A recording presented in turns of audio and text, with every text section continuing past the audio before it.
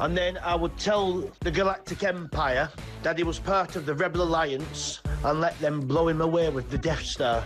No Brits was involved, no fingers could be pointed. You carry on taking the medication, George. Yes, I'd send all the Labour government to space with a one-way ticket and throw in the SNP for being useless. They're all a bunch of... Oh, all right, fair enough. One person, quite frankly, I think needs to go to space in a one-way journey is Jeremy Kyle. He goes on about his age one more time, how he's 60 this year, he was 59 last year, repetitively over the course of the weeks and months, we have to hear him, I'm 60 this year, I'm 60 this year. Richard Tice, did you put that cheeky bugger up to that? I'm hoping he's going to send me the invoice because that was absolutely brilliant. Which MP would you send to space? Oh, no, I'll get in terrible trouble if I answer that.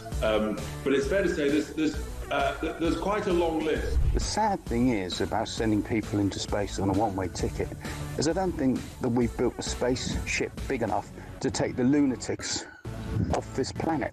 I mean, from the net zero loonies to the transgender loonies to the racists to the terrorists, there is just so many to the wokerati. We need some big spaceships. Big spaceships. Good evening. I never know how you're going to start this conversation, Jeremy. Katy Perry went to space today, OK? Who would you send... I'd love her to say what I wanted to, but I'd never disrespect her. Who would you send to space who could never come back? Well, I'd be happy to send Ed Miliband to space, I think. Oh, that is an outrageous question, so I'm not even going to answer that question. Sam Matterface, so you get the job, yeah? Go on. No, Sam Matterface, I tell you what, there's no. I think David Lammy would be the person I'd want to send up in space and never come back again. Yeah, the problem is how much would the bill be for him to munch through whatever food on the way there? Hey, it worked.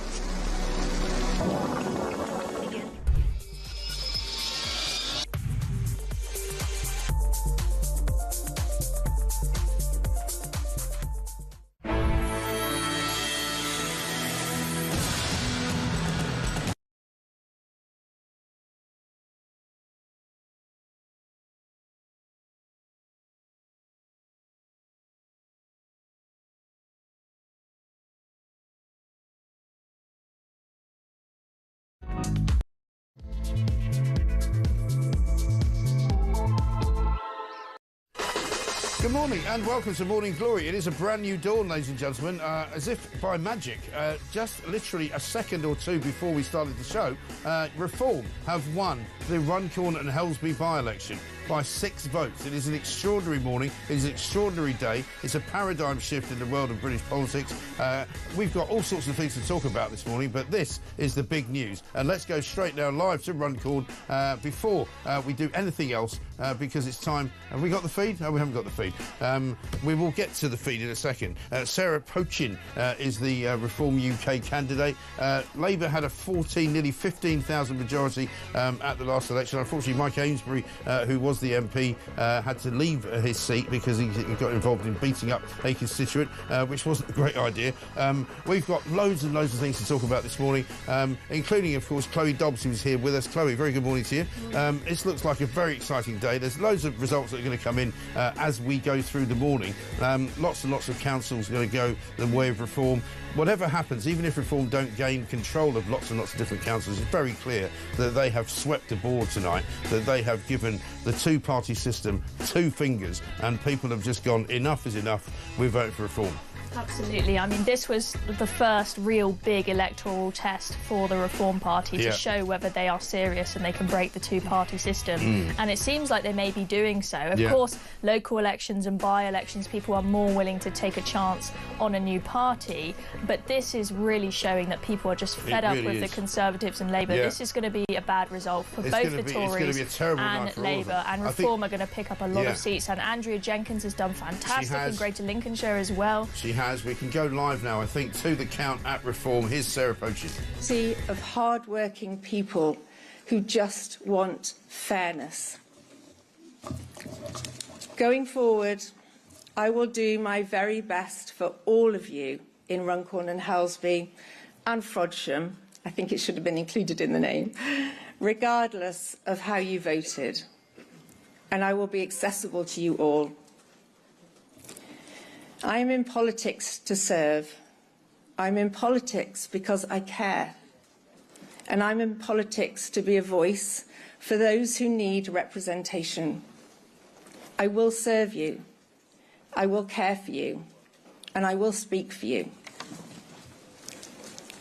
I know our victory here in Runcorn and Helsby will inspire the rest of the country to believe that they too can stand up for fairness, for what is right, and for our British values, and their voices can be heard.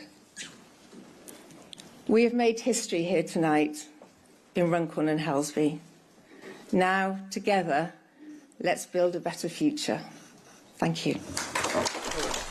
Well, there we are. Let's build a better future. They have made history tonight in Runcorn. They had a recount because the first original result came in just around about 3:30, just before 4 o'clock, I believe. And it had the majority for reform was 4 votes. So obviously Labour asked for a recount, and when they recounted it, they found another 2, and they won by 6 votes. And now they've got 6. I mean, that is very close, isn't it? I mean, absolutely incredible. I mean, it's lucky that it has come out with a result in favour of reform on the second recount. On the first recount, because else you would have probably ended up with a second one if this one came out in favour of Labour. I'm sure that she is incredibly happy, and good on her for fighting a good campaign there. I couldn't believe when I saw that it was only 4 votes between them. I mean, earlier in the night we were hearing that it was going to be maybe 100 or 200 votes, which sounded, excitingly close enough as it is, but this was quite the race to watch. It really was. I got a note from Peter Cardwell during the night, who's going to be on later on this morning, who said the last time an MP seat was decided by just 4 votes was in 2010 in the most westerly seat in the UK, Fermanagh and South Tyrone, when Sinn Féin won by 4 votes after a series of recounts. So, I mean, it's a pretty historic victory anyway, but for them to win this by-election, which a lot of people said they wouldn't do, I predicted, of course, that they would. I wrote a piece for the Telegraph about nearly 3 weeks ago saying that Labour are going to wipe out the Red Wall. Reform are going to take so many votes from them. The Tories appear to have had a pretty bad night as well. As you said, Andrea Jenkins is now the new mayor of Lincoln. Is it Lincolnshire or the Greater Lincolnshire? Greater Lincolnshire, yeah. They didn't win with Aaron Banks in the west of England, apparently. That wasn't expected, but you had a couple of others. So the North Tyneside mayor, yes, Labour won it, but only by a majority of 444. Same in Doncaster, Labour have held it, but the majority is only 698. So although Reform sadly didn't take those, whenever the next election is there, they are going to be eyeing those up, and the people who are in positions of power there are going to be quite scared of the Reform Party. I think that what the results, just generally and particularly in Runcorn, show is that everyone doesn't. It always takes polls with a pinch of salt, right? But it shows that the polls actually have been showing the truth and have been showing that Reform can actually make big gains. And although Labour have a big majority in the House of Commons, they've got a lot of seats where they've got a tiny majority in each seat. Yes. I think it's what they call a very thin majority, isn't it? Because they won by, say, 3,000 or 4,000 here, 5,000 there, and an awful lot of the polls recently have shown that if the polling was correct, which had Reform certainly at least neck and neck with them, that they would lose several cabinet members, including Ed Miliband, including David Lammy, I think, including 9 cabinet members to Reform, Rayner, and 1 Wes Streeting would go to a pro-Gaza independent on some latest polling. So that is scary. So it's not just the MPs. Scary for them. Yes, scary for them. Not scary not for the rest us. of us. No, for the rest of us, we're going, yay, bring it on. But yeah, just a small loss of support for the Labour Party could lose them a huge number of seats. I think that you're going to see one of the greatest changes from one general election to another at the next general election. Let's not beat around the bush here, because obviously, the weirdness of covering elections in this country means that for the last sort of month, we haven't really been able to have proper conversations about local issues, because there's what they call you have rules that you can't talk about, and you can't recommend voting in any particular case. Yesterday, for example, was even more weird because we couldn't even mention it. All we could say was people are out voting. But let's face it, this is a reflection of how badly this government is also doing as a government. It's not just about potholes, and it's not just about, local issues. It's about the fact that people are rejecting Labour in a massive way, because many people who voted for them back in July of last year are just so disappointed with what they've been doing. Voters are absolutely furious with the Labour Party, and Labour, whenever they're asked about this on media rounds, they say, oh, it's just because we need a bit of time to sort things out. Of course, we haven't reaped the rewards of a Labour government yet because we're just waiting for the NHS to be completely fixed and the economy to be back on. We inherited 14 years of nightmares. Well, nobody's buying that anymore.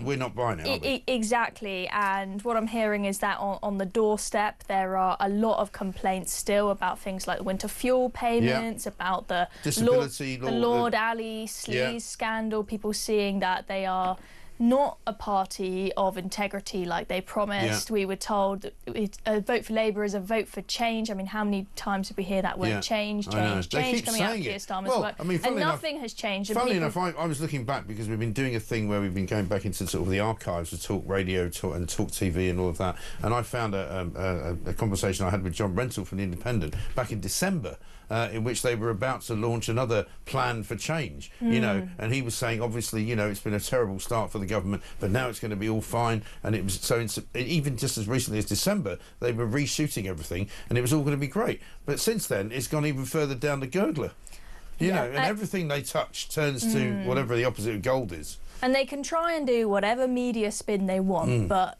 the public are not buying it. They've tried to give us these little nuggets of hope, like telling us that we're going to be 500 quid better off under Labour, but nobody believes it. People just see their bills going up and up and up. They feel like they're all going to have to pay the cost of net zero, and it's not going to make any difference to net zero is still change. A massive issue. I mean, we've got the leader of Unite Union, Sharon Graham, is it? I think no relation apparently. She's been having to go at Ed Miliband, saying he's not fit for purpose. He can't do the job. He should be out of a job. So the Labour movement, if you like, the Labour Party is splitting all over the place. Let's have a look. We've got a couple of clips to play you as well from overnight. What happened? This is the Mayor of Doncaster, Ros Jones, who managed to retain Labour's hold there, but only just. Have a look at what she had to say. The working man and woman and businesses want national government to listen to them and listen to them properly to help drive this great country forward. What I'm saying to Keir is this: he needs to listen and take action, but also remember they've been in government a short length of time. We've got to drive places like Doncaster forward. Keir's got to drive the country forward and actually deliver economic growth so all can prosper. So what I would say, reading through the lines there, she's not very happy with Keir Starmer. She thinks that he needs to do something completely different. A lot of people think after this really bad result, there will be a massive reshuffle inside of Downing Street, and maybe Ed Miliband will lose. Well, sounds like Ed Miliband's job is not completely secure from what we're hearing out of Downing Street. That is causing quite the civil war within the party, the unions getting involved and whatnot. I think that you've got I feel sorry for a lot of people who are campaigning for Labour at the grassroots, who have got people saying to them on the doorstep, I'm absolutely furious about the winter fuel payment changing to means testing and various other things, and then being able to say, I agree with you, I agree with your frustrations, but there's nothing I can do about it, but still please vote for us. They've been put in quite a difficult position, and Keir Starmer, he's tried to modernise the party and make it more centrist, but at the same time you've still got in the grassroots, particularly amongst the Labour membership as opposed to Labour voters as a whole, you've actually still got a lot of quite left-wing ideology. So he's got people sort of on both sides or disagreeing with him. I think he was successful at uniting the party to some degree before the general election, but now the wheels are starting to fall off. So, I mean, for example... Well, it's beginning to look like his uniting of the party was like everything else he's been doing, smoke and mirrors. You know, he tells you it's united, it actually isn't. There's still loads of anti-Semites in the Labour Party. There's still loads of massive trans activists who want to see the rules of the law changed, overturned at the Supreme Court. All of that, you know. Yeah, so it was all a crock of nonsense. And the fact that Keir Starmer stayed silent for, what, 6 days after that Supreme Court ruling just shows how nervous he is and how scared he is to upset either side of his party. On the net zero debacle, you've got calls, as I said, from the unions, Tony Blair, saying you need to backtrack on this. But at the same time, if you look at the grassroots amongst Labour members and whatnot, they absolutely love Ed Miliband. They love Angela Rayner. They love the people who are more ideologically further left. So it's quite difficult. There's been a new Labour list have put out this ranking where you can vote for who your favourite person in cabinet is, basically, and the people that come out the top are Ed Miliband, Angela Rayner, Lisa Nandy, Keir Starmer and Rachel Reeves right down at the bottom. Which tells you they're all lefties inside the party, which means, given that list has come out, it's now very difficult for Keir Starmer to fire Ed Miliband, even if he wants to, because he knows there's going to be absolute fury within the party. Well, that's the problem he's got, and you know, but eventually he has to make a decision. Let's read you what we've got just here from the Labour Party on Runcorn and Helsby by-election result, which they've just lost. You just joined us, by the way. It's 6:15. Labour have lost the Runcorn and Helsby by-election. Reform have won it by 6 votes, believe it or not, incredibly close. Here's what they say. By-elections are always difficult for the party in government, and the events which led to this one being called made it even harder. Voters are still rightly furious with the state of the country after 14 years of failure, and clearly expect the government to move faster with the plan for change. While Labour has suffered an extremely narrow defeat, the shock is that the Conservative vote has collapsed. Moderate voters are clearly appalled by the talk of a Tory reform pact. I mean, have these people not actually looked around the room and seen what people are doing? There are encouraging signs, they say, that our plan for change is working. NHS waiting lists, inflation and interest rates down, with wages up, but we will go further and faster to deliver change with relentless focus on putting money back into people's pockets. Wrong, wrong, wrong. Absolutely and utterly ridiculous. That is the worst statement that Labour could have put out. It's pathetic. They're actually they're in denial. They're trying to go on about how people are against the Tory Reform Pact. Reform have won the bleeding election. They've won another seat in Parliament, you complete and utter numpties. I mean, how ridiculously blind can you be to what the people are thinking on the street? You know, we've been talking about this for a good, 2 to 3 years. The rise of reform, the fact that Nigel Farage has been going around the country having these incredible rallies. We know that people have got a thirst for change, but it's not about Labour change. It's about no more two-party system change. And this is the end of the two-party system, I think.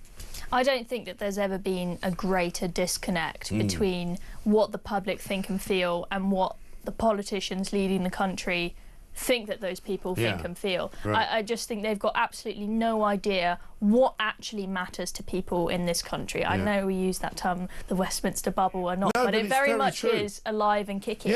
What they think is a good policy or a good story often doesn't really matter to the typical voter that just wants to be able to pay their bills, raise their family, buy a home. If you don't listen to talk and you don't listen to people like you and people like me who've been saying this stuff for a very long time, and we predicted this, and sure enough, we were right, and Labour were bloody well wrong again. Let's have a listen to Richard Tice talking about the Lincolnshire results, because, as we were saying earlier, Dame Andrea Jenkins has won there. They are making gains across the country, lots of gains from the Labour Party in the industrial heartlands, but also here in Lincolnshire we're making huge gains in the county council elections from the Conservatives. We're parking reforms tanks on the Tory Shire lawns, that is for sure. I'm calling that we've won the Greater Lincolnshire mayoral contest with the brilliant Dame Andrea Jenkins, and I think we'll win at least one other mayoral contest.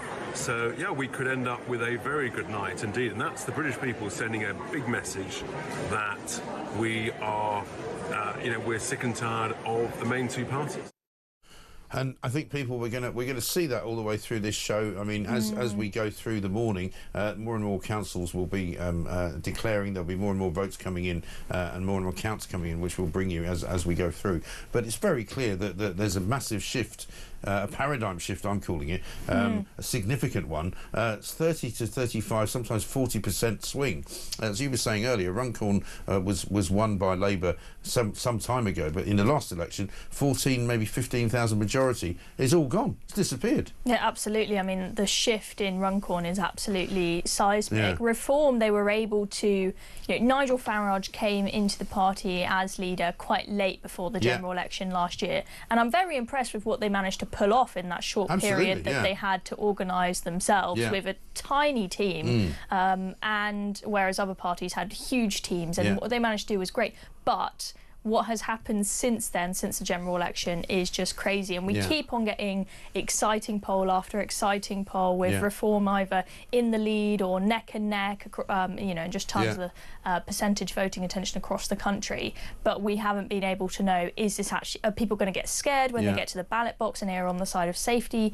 We don't know. But today we've actually got evidence that there really is that seismic shift. We're also expecting the Hull and East Yorkshire mayoralty to go to Reform. At the moment, YouGov have got the Reform candidate on expecting to get 35% of the vote versus the Lib Dems 21% in second. So that could be another clear win for them. And that's another thing. Sorry to interrupt you, but Lib Dems not looking great tonight, overnight so far, and neither are the Greens. I mean, the Greens, who you would have expected to do quite well, because a lot of people thought that that would be a protest vote that many Labour voters would give, rather than giving it to Reform. They would give it to the Greens.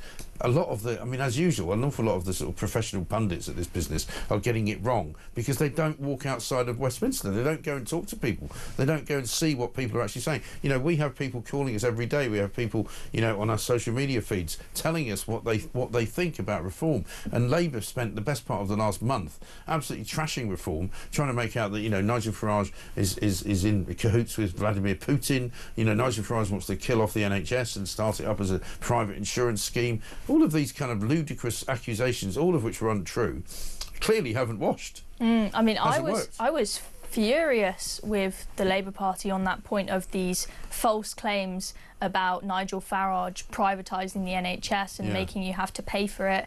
And, you know, they've been putting out all of these leaflets and graphics online saying, oh, this is how much it's going to cost you for your appendix to be changed under the Reform Party. And they have absolutely no evidence for that whatsoever. It was just complete and utter lies. And I thought, this is just such pathetic, messy tactics. Why don't you make a good argument as to why I should vote for you? Lib Dems, on the other hand, I don't know about you, but Ed Davey embarrassingly going around on a hobby horse didn't exactly sell me well, he's obviously thought, because he was able to win 72 seats by falling into a lot of waterways, he thought obviously that's the way forward. But again, people are sick to death of that. What has he done since he's been in government or in I don't know what their policies are, because what I see them put out online is just him doing idiotic videos that make me die inside of cringe. Exactly. It's embarrassing. And so let's have a look at some of the messages coming in.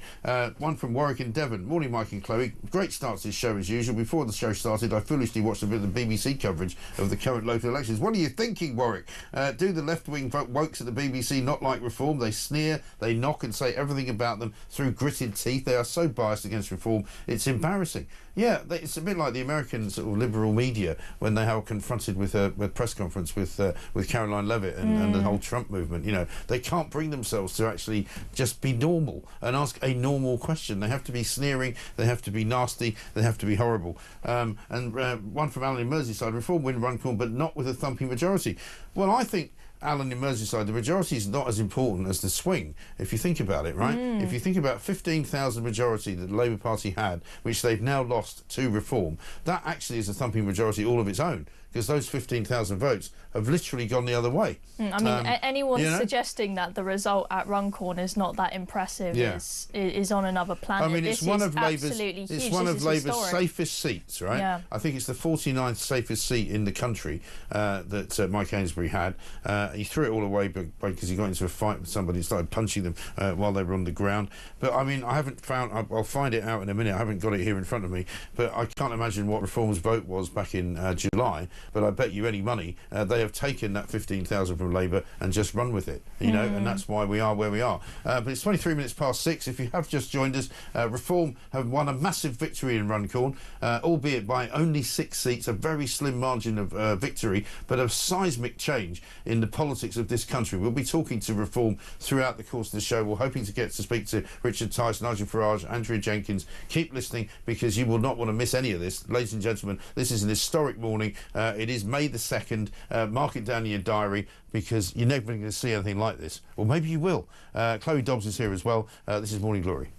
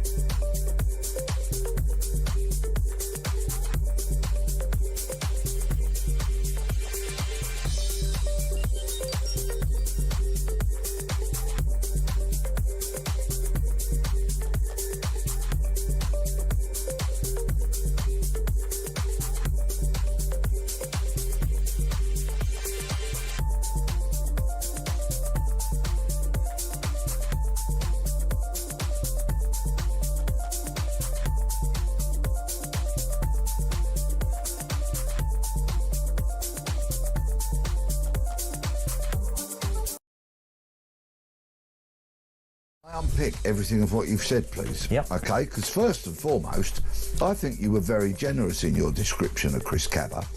He was a worthless piece of garbage who beat up his pregnant girlfriend, who the night before he was killed was discharging a firearm in a nightclub and then ran outside and then attempted to shoot and finish off, basically, the target. He would have been a murderous so-and-so had he not been thwarted. Across the UK, on DAB+, on your smart speaker, on your smart TV, and on your side. This is Talk. Welcome back to Morning Glory. I'm Mike Graham, and this, of course, is the home of common sense. And we have got some breaking news for you this morning, ladies and gentlemen. Reform UK have won the Runcorn by-election by 6 votes. It's an incredible victory. It signals what I'm saying to you is a shift in the politics of this country. It is the first real sign that the two-party system, the uni-party, as some Reform voters would put it, has been trashed completely and utterly. Labour have been the subject of a collapse, basically, in Runcorn. Chloe Dobbs is here. I think you were telling me, Chloe, that the vote last time round for Mike Amesbury in the Labour Party was close to 15,000. They appear to have lost about 3,000 or 4,000 from that, and the winning number, I think, for Reform is around about 12,000. Yeah, I'm just looking at it now. Sarah Pochin, 12,645. The Labour Party candidate, 12,639. So they've lost about 3,000 votes. So it'd be interesting to see where the other votes have come from. And the turnout, 46%, which is not bad for a by-election in the middle of a parliament. Yeah, I think that there's been a pretty big swing here in that in the last election you had Mike Amesbury getting about 22,000 votes versus the Reform candidate was second last time but only had about 7,000 votes. Right. I think that what this shows us is that Reform can very much steal votes from the Labour Party. Yes. When we've had YouGov breakdowns of where exactly Reform is gaining from in the polls, it has generally said that Reform is gaining most of their support from people leaving the Conservative Party. But what this absolutely shows is that they can take voters from Labour. They are not a far-right party that only people on the right are going to be interested in. Having concerns about things like immigration numbers being too high and the impacts that has on NHS places, housing and whatnot is something that across the board, left and right, people are going to be concerned about that. I don't think they realise that in number 10. No, but what's also interesting about some of these numbers, 942 was what the Lib Dems got on this particular by-election. Last time around, Chris Rowe, the Democrat candidate, Lib Dem Democrat, 2,100 votes. So they've actually lost more than half of their voters. I bet Ed Davey's not going to be too happy over that when he wakes up this morning, because it turns out that Lib Dem voters have actually gone to Reform by the looks of it. Greens similarly went from 2,715 down to 2,300, so they've lost about 400 votes as well, which is about a fifth of their vote. So the thing about Reform, and this is where I think the parties, the old-fashioned parties, are scared, is that they're taking votes from everywhere. They're not just taking them from the Tories, they're not just taking them from Labour, they're taking them from the Lib Dems, they're taking them from the Greens, and this is a massive, massive wake-up call to Westminster and to the two-party system, I think. Absolutely, and I think that the Lib Dems are going to be quite worried about these results because I think they were really hoping to do quite well because they know, oh, the two main parties, people aren't interested anymore, and that is always when the Lib Dems do well, right? But they are they probably thought, as I was just saying, just like Labour, they probably thought that people who are, you know, far-right racist bigots who vote for Reform, as they like to think we are, actually people who are Lib Dem voters are willing to vote for the Reform Party instead. And so it will be very interesting in, you know, come the next general election to see, do the Lib Dems survive at all? Who will the main parties be? Will it become a two-party system once again, in that we're in a first-past-the-post system? And what will the two main parties be? Will it be Reform and Labour? Will the Tories get anything? There's so much to speculate about now after we've got certainly these I think results. once the dust has settled, and it will take a little while for that to be the case. I've just been told by my producer Christian that we're going to get Richard Tice on in a moment to talk talk about this. Once the dust has settled, I suspect it will be the Tories that have suffered the most. But they've all suffered. I mean, Labour losing this by-election is absolutely massive, I think, for all those people who listen to this show and who watch this show and have been talking about reform for a very long time. I think it's going to be a very happy day for them. A big start to a bank holiday weekend. Sun's out. You know, legs out, get your arms out, you know, go sit down, go down a pub, have a couple of pints and celebrate. Because finally, the public have spoken. The people have actually said, this is what we believe in, this is what we want. What you people are doing in this government is an absolute crock of nonsense. Yeah, and we were told time and time again, even from the Reform Party themselves, that the Reform Party would not be able to be very successful in a first-past-the-post system, and the only way that they would be able to make big change is if they're able to somehow launch a campaign to change our system to a PR system. Yeah. And I thought, that's pretty hopeful. That's never going to happen. You're not going to manage to get them to change the system. But they have persisted, and they have proven now that they can, in a first-past-the-post system. You could potentially end up with Nigel Farage in number 10 after the next general election. Well, again, we've been saying this for a long time on this show. You know, when people have said, could he be the next Prime Minister? Yes, has always been my answer. You know, but I don't think that Nigel believed that. After the general election, the Reform Party, what they were constantly saying after the general election was, this is the most disproportionate general election result in history, which it was.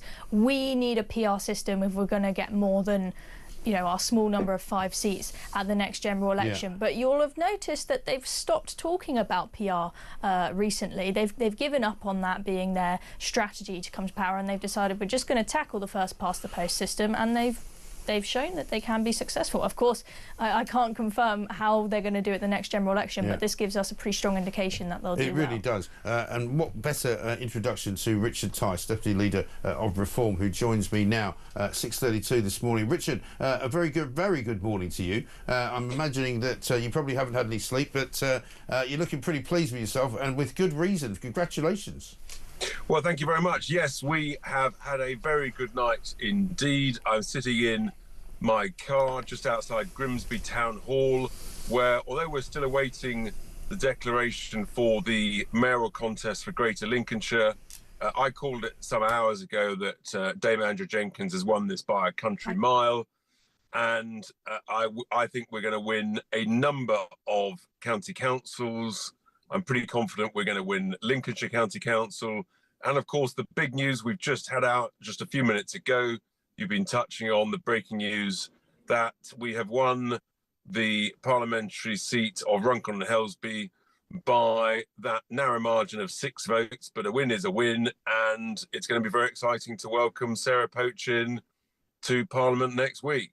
Yes, I mean, it's been quite an extraordinary night. We've yet to see all of the damage that's been done to the Tory party, but certainly to this government as well. I mean, I've been saying, as you know, Richard, for a very long time, that this will be a seismic change when the public get a chance to vote, and so it has turned out to be. And what I find extraordinary, I don't know whether you've seen it, is the Labour response to you and Reform winning the by-election in Runcorn. They're basically still banging the drum, saying there are encouraging signs that our plan for change is working. Does that include their plan for change to get themselves deselected and kicked out of office then? Well, I think what the voters up and down the country, particularly in Labour heartlands, are saying we'd actually like to change the government and let's have a general election, because, I mean, this is a staggering collapse of a government in just 10 months. I mean, this seat that we've just won, it's the equivalent of winning Hackney South from Diane Abbott. Right. And that's the sort of context we're talking about here.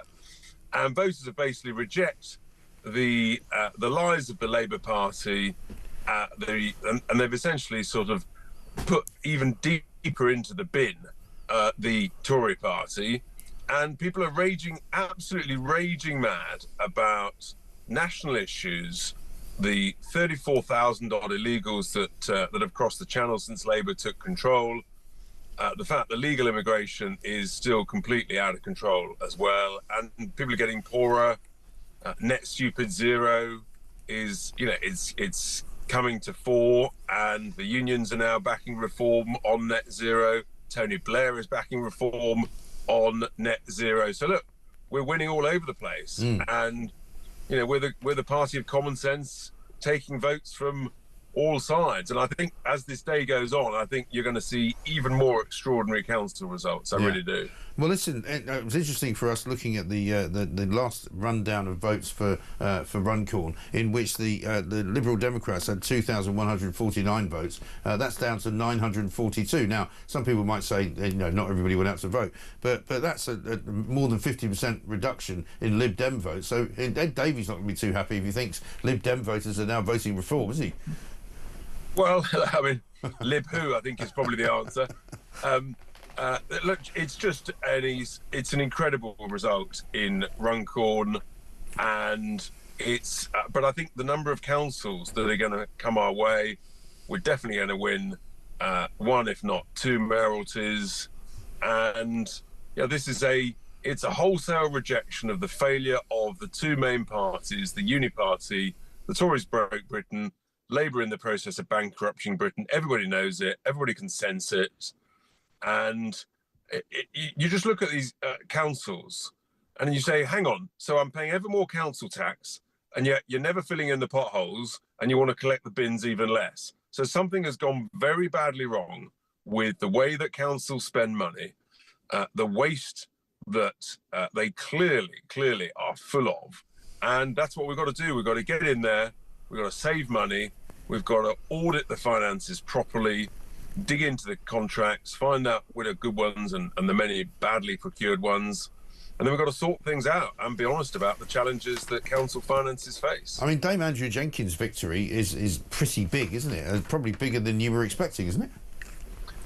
I think it will be, and I think that the Lincolnshire County Council results will astonish everybody. From the data that I've seen so far, the declarations that have been made, it will absolutely astonish. I mean, we are parking the Reform tanks on the Tory lawns of Lincolnshire, and that is an astonishing result. So we're taking votes from Labour, we're taking votes from the Tories, and this is it's a big moment. It's a big moment, seismic moment in British politics. Yeah, I don't think anybody could be in any doubt of that. And so what happens next? Because Reform have been accused in the past of not being able to organise the right number of candidates, the right number of people to be in charge of things. If you suddenly are now in charge of several councils, which is likely to be the case, it changes the nature of the Reform Party as well, doesn't it? Because clearly... Absolutely. And look, we welcome that. Of course, the pressure's on. We're going to be managing and governing things. And as I say, we will save money, we'll audit the finances, we'll dig in. And, we might have to be pretty honest with people and say, look, some of this stuff is unsustainable. Yeah. I mean, there's dozens of councils that are going bust as we speak, up and down the country, where councillors have not been honest with people and saying, we can't go on this way. So, I welcome that opportunity. Will we get everything right first time round? No, of course not. Will we be upfront and honest where we get some things wrong and learn from our mistakes? Yes, that's absolutely the plan. And that business-like approach, I think, is refreshing to voters. And that's one of the reasons why I think they're saying we've had enough of the two main parties. We want some change. We want some better people to come into politics and shake things up. And that's our opportunity. And it's now up to us to deliver. And if we deliver over the next 12 months, you better watch what happens in Wales in the Senate elections in May 2026. Yeah. And also one final one for you, Richard, because I'm sure you've got lots of things to do this morning. If there are opportunities for local councils run by Reform to question some government policy, to perhaps oppose government policy, to maybe not carry out government policy, would those Reform councils do that? I think these are all the things that we've got to look at. What's really going on? And we've also got to stand up and say, look, some of the obligations that government have put on councils without funding them are unsustainable. And I think whether that's the case specifically in the councils we win, I don't know. But we're going to have a really good look, and we'll just have to be honest with people about what we find. But we cannot go on at council level or at national level spending way more than we're earning and expect it to end well. It doesn't. And that, I think, is the level of focus and honesty that we'll try and get sorted out. Yeah.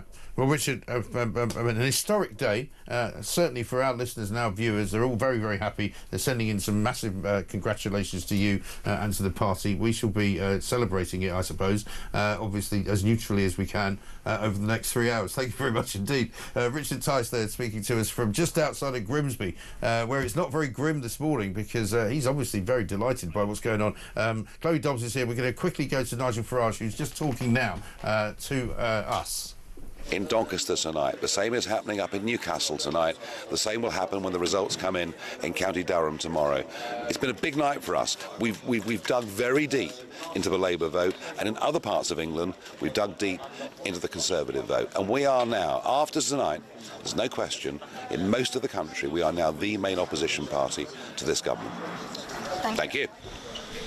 And there it is, Nigel Farage saying that Reform are now the major opposition. It looks like Conservatives are going to be wiped out. I mean, this is massive, isn't it? Absolutely. Both Richard Tice and Nigel Farage seeming both very optimistic and pleased with the results there, as they should be. Sure. And the Tories, I know we've spoken a lot about Labour's losses, especially given that Runcorn by-election, the main contender against Reform was Labour. But let's take a moment to look at how badly the Tories are doing. People are very frustrated with how disappointing Kemi Badenoch has been as leader. And I know she's said, I want to take my time before I come out with loads of policies. But she's been there quite a while now. We've come up to these local elections and people feel like she's done nothing. They're not very impressed at all. And I don't think anyone's really been that interested in voting for the Conservatives. There's no sense of any kind of impetus, is there, behind the Tories? They're sort of not quite sure. She's come out with some good things, and she was quite good at Prime Minister's questions last week, for the first time, though, really. And she hasn't. You can't really pin anything to her and say, this is what Kemi Badenoch stands for. Yeah, and what she knows that people are disappointed with the Tories on a national level, not just because of the lack of action since she became leader, but because of the lack of action in the 14 years they're in government. So when she launched the local election campaign, she kept it completely local focused, and she was hoping that they could still do somewhat well against the Reform Party on the basis that the Conservatives, they have lots of councillors already, and hence they have experience of local governance, and she gave some evidence about why they're more effective than Labour at local governance. And that might have been a reason why some people may have been hesitant to vote for the Reform Party, because they think they haven't got experience, but clearly people were willing to take a chance. And I think what Richard was talking about when he spoke to you there, about how they want to really go through the council finances and get things in order, I think that's a really important thing for them to do, because one reason why, come the next general election, people might still be worried about voting Reform is because they think, oh, this candidate and the party in general is not experienced at dealing with local politics and local problems. But if they can show, by picking up a load of council seats and delivering as good local councillors, they'll show both on a local and national level, we are the party to vote for. Yeah, absolutely right. An incredible night so far. We're reporting it, bringing it to you live as it happens. It's coming up to 6:43 right here on Morning Glory. We're running massively behind, but don't worry, we've got lots and lots of great messages coming in. I hope you're well on this historic day, says George in Birmingham, with Reform winning. I wonder who Labour will blame now, rather than looking at themselves. Happy Friday and bank holiday weekend.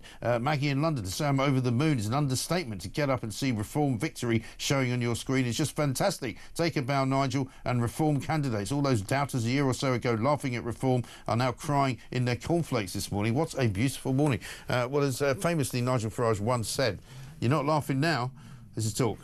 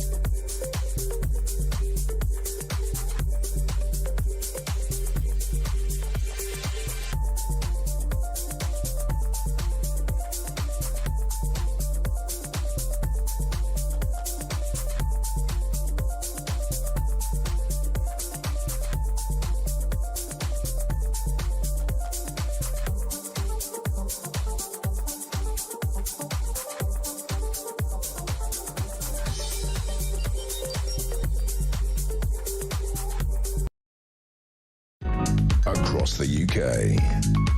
On DAB+, on your smart speaker, on your smart TV, and on your side. This is Talk. Welcome back to Morning Glory, 6:45. I'm Mike Graham with you all the way through until 10 o'clock, of course. And believe it or not, if you're only just waking up to the news is quite staggering this morning.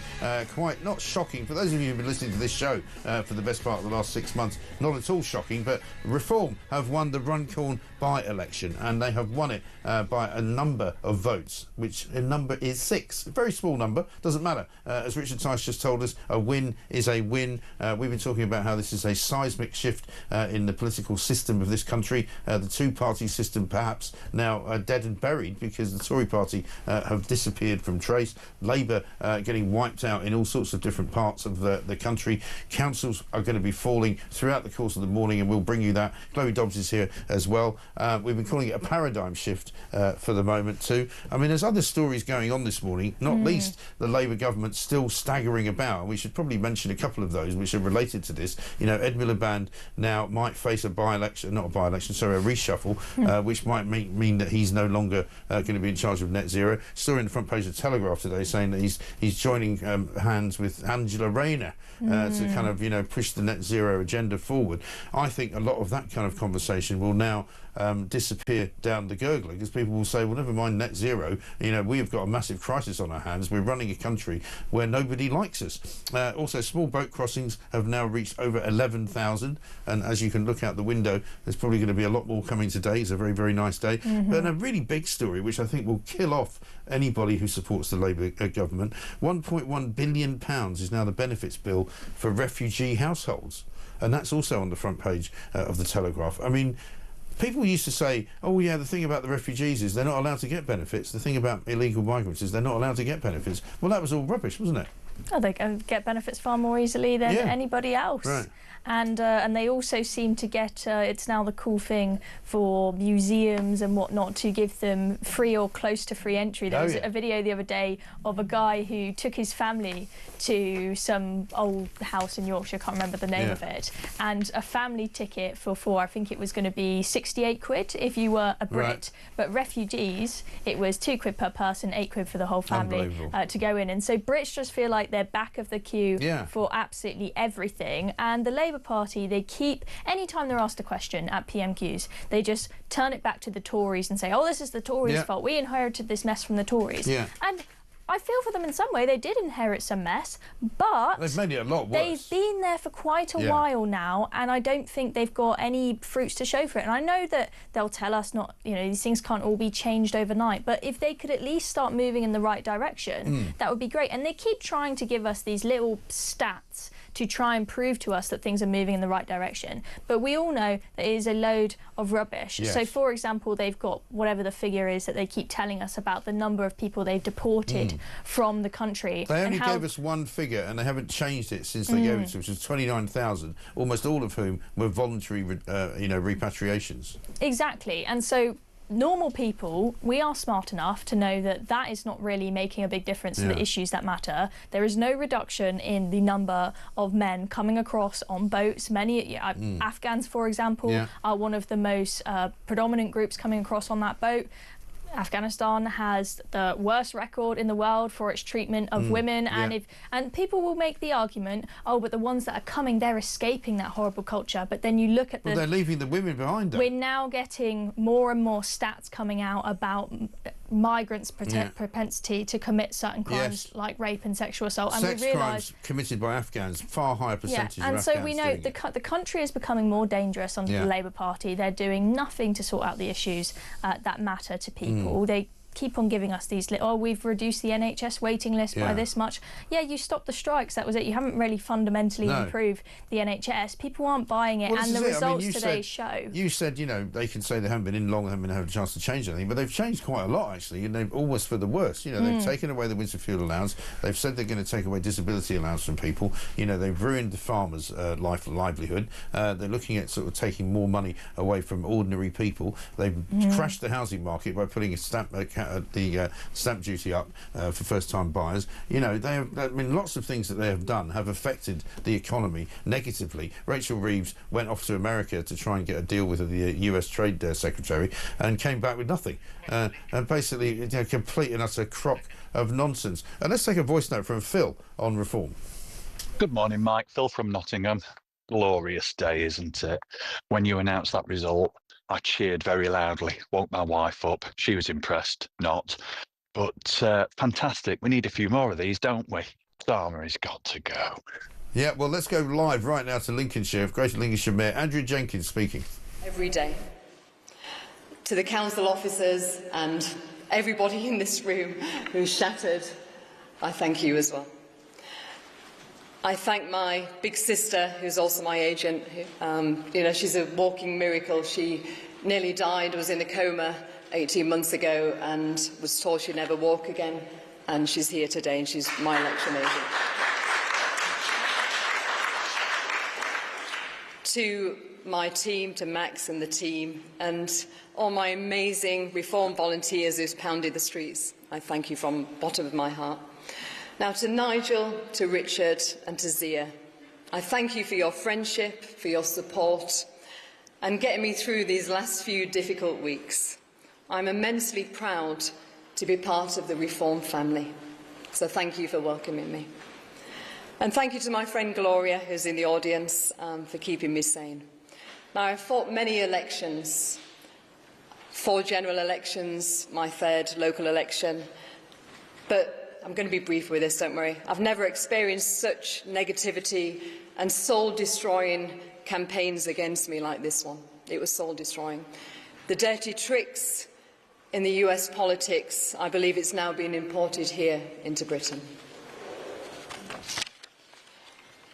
The Conservatives called the police on me and implied I slept with political friends. They contacted the mainstream media to smear me. The Independent's husband pushed for a hearing at the council. My barrister had to represent me. The case was dismissed. The campaign was also filled with irony. As one of the candidates stated, I was parachuted in. She said in her South African accent. Now, they undemocratically tried to remove me from the ballot. But I will say no more on this, and I wish them all well. Because this is insignificant now, and I'll draw a line under it. Now, ladies and gentlemen, we have a new dawn in British politics. Is that a sign? The rebuilding begins here. Now, Britain, we're going to have a Britain where we put British people first, where we put you and your families first. We make sure that you are in front of the queue and you are at the heart of our policy decisions. Today, we as Reform, as we're making gains up and down the country, you will see an end to soft-touch Britain. The fight back to save the heart and soul of our great country has now begun. Now that Reform is in a place of power, we can help start rebuilding Britain. Inch by inch, Reform will reset Britain to its glorious past. We will tackle illegal migration. We've been working on policies. I say no to putting people in hotels. Tents are good enough for France. They should be good enough for here in Britain. But I take my hat off to our great leader, Nigel. Now, he has fought for decades, and he still fights for you here today. And I know one day he will make a magnificent Prime Minister. Now, to the people of Lincolnshire, I will fight for you. I will not shy away from asking tough questions and challenging the two-tier system that has broken Britain. With me as your mayor, I will always put you first. I will keep your taxes low. I will work with you, with our industries, with our business, and with our young people. And together, it's time to heal. We will deliver a once-in-a-generation change. I will lead with a sword of common sense and cut through wastage and bureaucracy. I will fight for the heart and soul for our farmers against this god-awful Labour government. And I will fight against the destruction of our countryside by Ed Miliband. I will fight to ensure Lincolnshire is the best place to live, to work and retire. But most importantly, as a mum to my precious gift in the world, my 7-year-old son Clifford, just as I fight for him and his future, I will fight for your children's future. I will fight for your children's future in this great county that I grew up. Thank you. Dame Andrea Jenkins there, congratulating the voters and congratulating the Reform Party, for which she obviously has now become the new mayor of Lincolnshire. We've got to have a quick break, Chloe, but what a remarkable statement that she made there about the dirty tricks that were played against her while she was... I mean, I think we knew a little bit about it, but not quite as much as that. I mean... I hadn't heard about what she'd gone through there, but it seems like at most elections now, be it here or in the US, rather than trying to win an election on good faith, on good argument, they try their best to not allow candidates to be on the ballot in the first place, which I think is, you know, a sad time in our politics. But, you know, well done to Andrea Jenkins. She's done absolutely fantastically. And there was a lot of worry of, oh, should the Reform Party take defectors from the Tories because the Tories have such a bad rep now? But clearly in Andrea's case, it has paid off dividends. It absolutely has. We're going to take another short break. We'll be right back after this. But if you've just joined us, coming up to 6:57, Reform having a massively good night. They've won the Runcorn by-election from Labour. They've won the Lincoln mayoral race. They're going to be winning councils all over the place. We'll bring you those results as they come in. This is Morning Glory.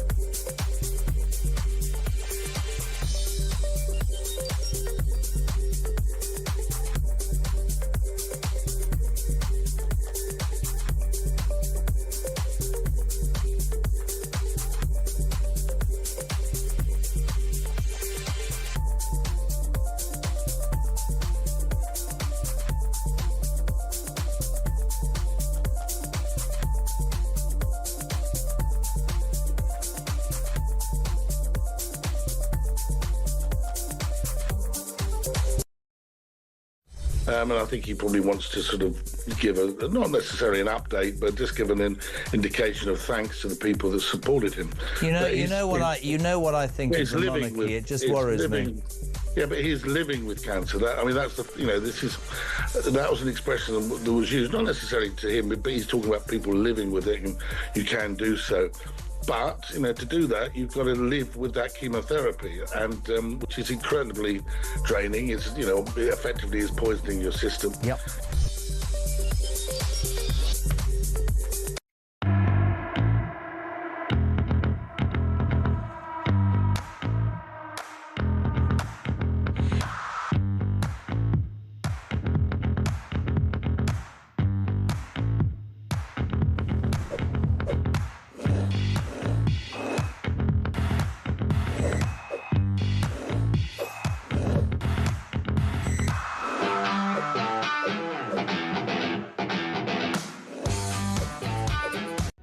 Across the UK, on DAB+, on your smart speaker, on your smart TV, and on your side.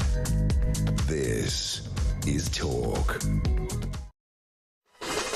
Welcome back to Morning Glory. Massive morning here. Historic morning, you might say. The two-party system is literally teetering on the brink, because it means that Reform, as Nigel Farage has said in the last hour, is now the main opposition in this country. Chloe Dobbs is here. Chloe, we've got about a minute to sum up the first hour of the show. I mean, it's been pretty remarkable, isn't it? We haven't got any other stories to talk about. Well, this is the story to talk about. That Runcorn by-election has been absolutely incredible to watch, just 6 votes in it, and I think that what we've really seen is that people have completely given up on Labour and the Tories. This gives us an exciting indication of what might happen come the next general election. Yeah, I think it's absolutely right. Thank you so much for being here this morning. We literally broke the story as we were about to start the show because the main count came in at literally about 1 minute to 6, and so we've been able to bring you all of that as it happened. We've just heard from Dame Andrea Jenkins. Coming up in the next hour, Nigel Farage is going to join us. We'll be talking to Benedict Spence. We want to hear from you as well. Send us all the voice notes you want. Lots of you sending some great messages in about how excited you are by the prospect of reform suddenly coming up on the rails as the main opposition party to this hopeless, useless, horrible government. This is Morning Glory.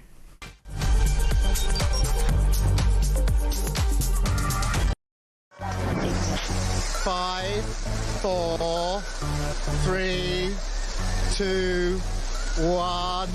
Yay! 87222, start your message with the word talk. Who would you send to space and why? The person I would love to send to space would be Mr. Keir Starmer. And then I would tell the Galactic Empire that he was part of the Rebel Alliance and let them blow him away with the Death Star. No Brits was involved, no fingers could be pointed. You carry on taking the medication, George. Yes, I'd send all the Labour government to space with a one-way ticket and throw in the SNP for being useless. They're all a bunch of... Oh, all right, fair enough. One person, quite frankly, I think needs to go to space in a one-way journey is Jeremy Kyle. He goes on about his age one more time, how he's 60 this year, he was 59 last year, repetitively over the course of the weeks and months. We have to hear him, I'm 60 this year, I'm 60 this year. Richard Tice, did you put that cheeky bugger up to that? I'm hoping he's going to send me the invoice because that was absolutely brilliant. Which MP would you send to space? Although I'll get in terrible trouble if I answer that. But it's fair to say there's quite a long list. The sad thing is about sending people into space on a one-way ticket is I don't think that we've built a spaceship big enough to take the lunatics off this planet. I mean, from the net zero loonies to the transgender loonies to the racists to the terrorists, there is just so much to the wokerati. We need some big spaceships. Big spaceships. Good evening. I never know how you're going to start this conversation, Jeremy. Katy Perry went to space today, OK? Who would you send... I'd love her to say what I wanted to, but I'd never disrespect her. Who would you send to space who could never come back?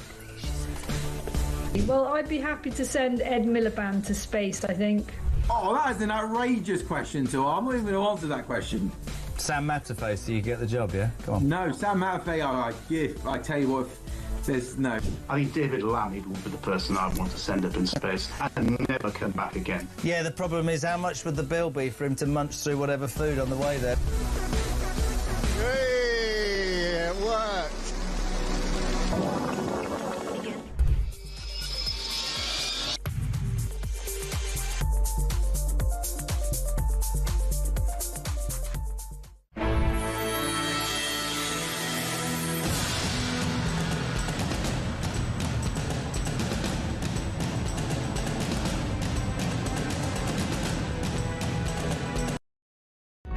Across the UK, on DAB+, on your smart speaker, on your smart TV, and on your side. This is Talk.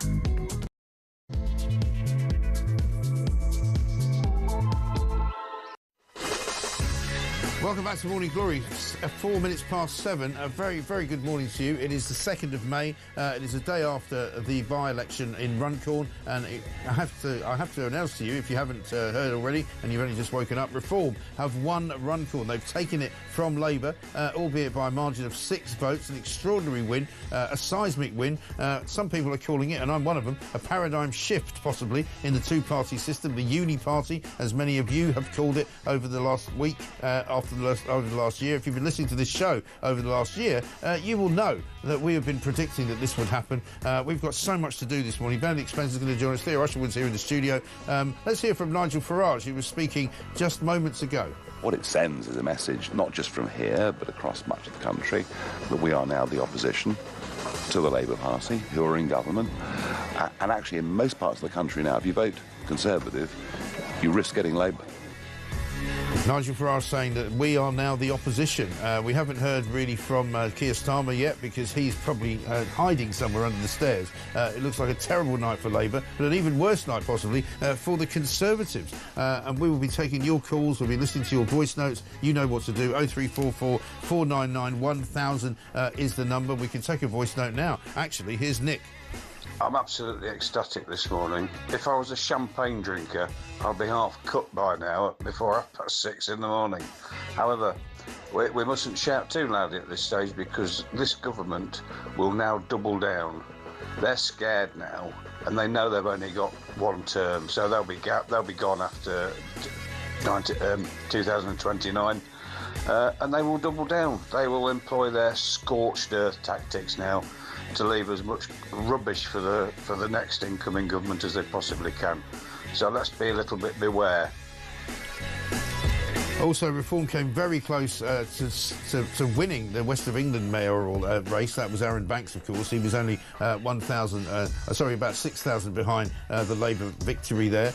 But Dame Andrea Jenkins, and we just heard her in the first hour of the show, has also won in Lincolnshire. So some massive stories coming through over the course of the morning as more and more councils come in with their counts, and we will be telling you precisely what is going on as it happens. Lots of you have got so much to say. David in Lancashire says Labour voters expect us to move faster. Apparently that is what they've said. Yes, they do. Move out of Downing Street. Well done, Reform. Great show, Mike. Well done for calling it correctly in the Runcorn by-election. David in Lancashire. Yeah, I said that they would win it. I didn't think it would be quite as close as it was. But this is Morning Glory. This is the place to be. It's the home of common sense. Nigel Farage is going to join us in the next 15 minutes or so. We'll be hearing from him. As I say, we've got analysis all over the place. We'll be telling you what's going on.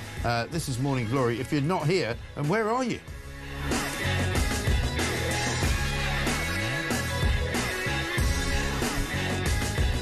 Peter says this. Good morning, Mike. Great result of Runcorn. This awful government chose to ignore the millions that voted Reform last July, and now they are paying the price. Sadly, they still won't accept what a terrible job they are doing trying to govern this country. And another one here from Hev, who says, morning, Mike. I stayed up till 2 a.m. and just got up now. I've never been so excited over local elections ever. Reform deserve all the seats after all the lies and abuse they get, and Nigel being geared into Parliament constantly makes me so angry. I presume you mean jeered. Even when he's not there, he gets digs from all sides. Well, the results of these elections prove who's in touch with the people, and I think that is the big signal that we've got this morning. Benedict Spencer's here, who's going to talk to us as a Conservative commentator, of course. Theo Usherwood's also here. Theo, let me just start with you.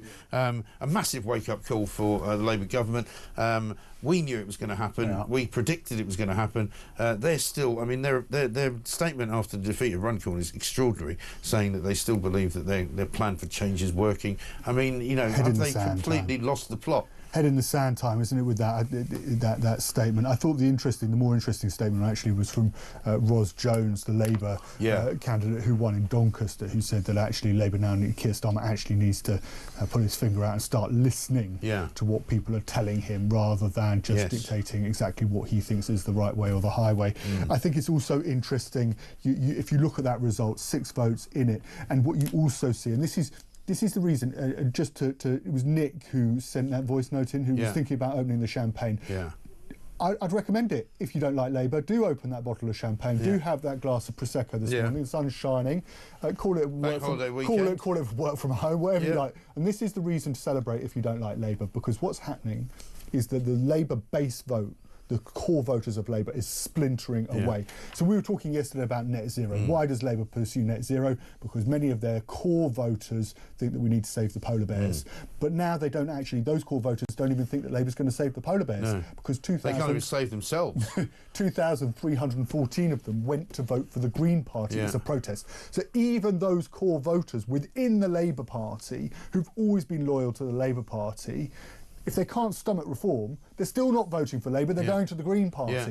And that's the fundamental split, the fracture that's running through the Labour Party right now that really means that Keir Starmer has nowhere to turn. When we get back to Westminster next week, we've already had the noises off from senior members of the Cabinet about really is he the best person to lead the Labour Party. Expect them to grow louder and expect Keir Starmer now, he's got to throw everything at this to try and get it. He's in a very bad place. Poor place. Let me bring Benedict Spence into the conversation. Benedict, very good morning to you. Have you ever seen a government become so unpopular in such a short period of time? I mean, it's quite baffling and extraordinary, isn't it?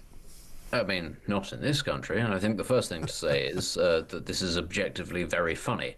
And that everybody should have a good laugh at this outcome, because it's rather classic that a rather entitled MP manages to lose his position by being a bit of an idiot, and that the party that is so desperately unpopular pays the price in one of its safest seats. You know, it was almost, one of those sort of classic FA Cup games where you already know that the fourth tier team is going to beat Manchester United 1-0, and then it happens in slow motion in front of you. But it's still very funny, even though you know the outcome. And I think that, Farage will take a lot of, not just comfort, but mirth, actually. The idea of not just taking the seat, but literally stealing it by the smallest of margins. That's really got to hurt Labour. The fact of the matter is that even though they really put the hard yards in, it still wasn't enough to get over the line. Yeah, well, and even right to the end, a senior cabinet minister, we were told by the Times overnight, was trying to sort of slag Nigel Farage off for accusing Labour of asking for a recount. It wasn't a recount apparently that was asked for by the returning officer. It was for the Labour Party that asked for it, and at that point they had lost by 4 votes. By the time they'd recounted it, they lost by 6. So even then they fell by a further 50%. It just compounds the embarrassment, doesn't it? Now, I mean, long term, Runcorn was a very safe Labour seat. I think at a general election, it is very likely that a lot of those Green voters would return to Labour simply out of force of habit. There's no question that Labour is desperately unpopular at the moment, and that a lot of this will simply be about protest rather than thinking long term about strategy. But those voices about the direction that the party is going in, they are going to be getting a lot louder. And, Labour campaigners have said on the doorstep, people were all talking about the same things, cuts to this, cuts to that. It was things like winter fuel payment, things like personal independence payments. People are very unhappy. It's not just that the previous MP behaved very badly. The policies themselves are cutting through. People don't feel listened to. People feel left behind, and in one of the safest Labour seats as well. Yeah, exactly right. And on the front pages this morning, obviously they're not covering this election because they went to print before any of that happened. But very easy to see why people have not wanted to vote for Labour. One story in the Telegraph this morning I just want to touch on. Benefits claims by refugee households have increased by 33% in a year, according to government figures. The amount of universal credit paid to households with at least one claimant who is a refugee rose to £1.1 billion in 2024. And that tells you everything you need to know about how useless and how hopeless this government has become at stopping the boats, making people understand that foreign refugees coming to this country are not going to be treated better than people who were born here. Again, part of the reason why this is so funny, and we should all have a good laugh, is that just a few years ago, very clever commentators, people in the Labour Party, were saying that migration was no longer an issue in the UK, that Brexit had solved it and that we were all going to move on. And now what do we have? Nigel Farage coming over the hill with the cavalry charge, taking Labour seats. It's a complete lie that it was that it's off the table, and the blindness of the major parties to the anger. And let's not just laugh at Labour here as well. The Conservatives took a kicking rightly across the country last night because a lot of this happened on their watch.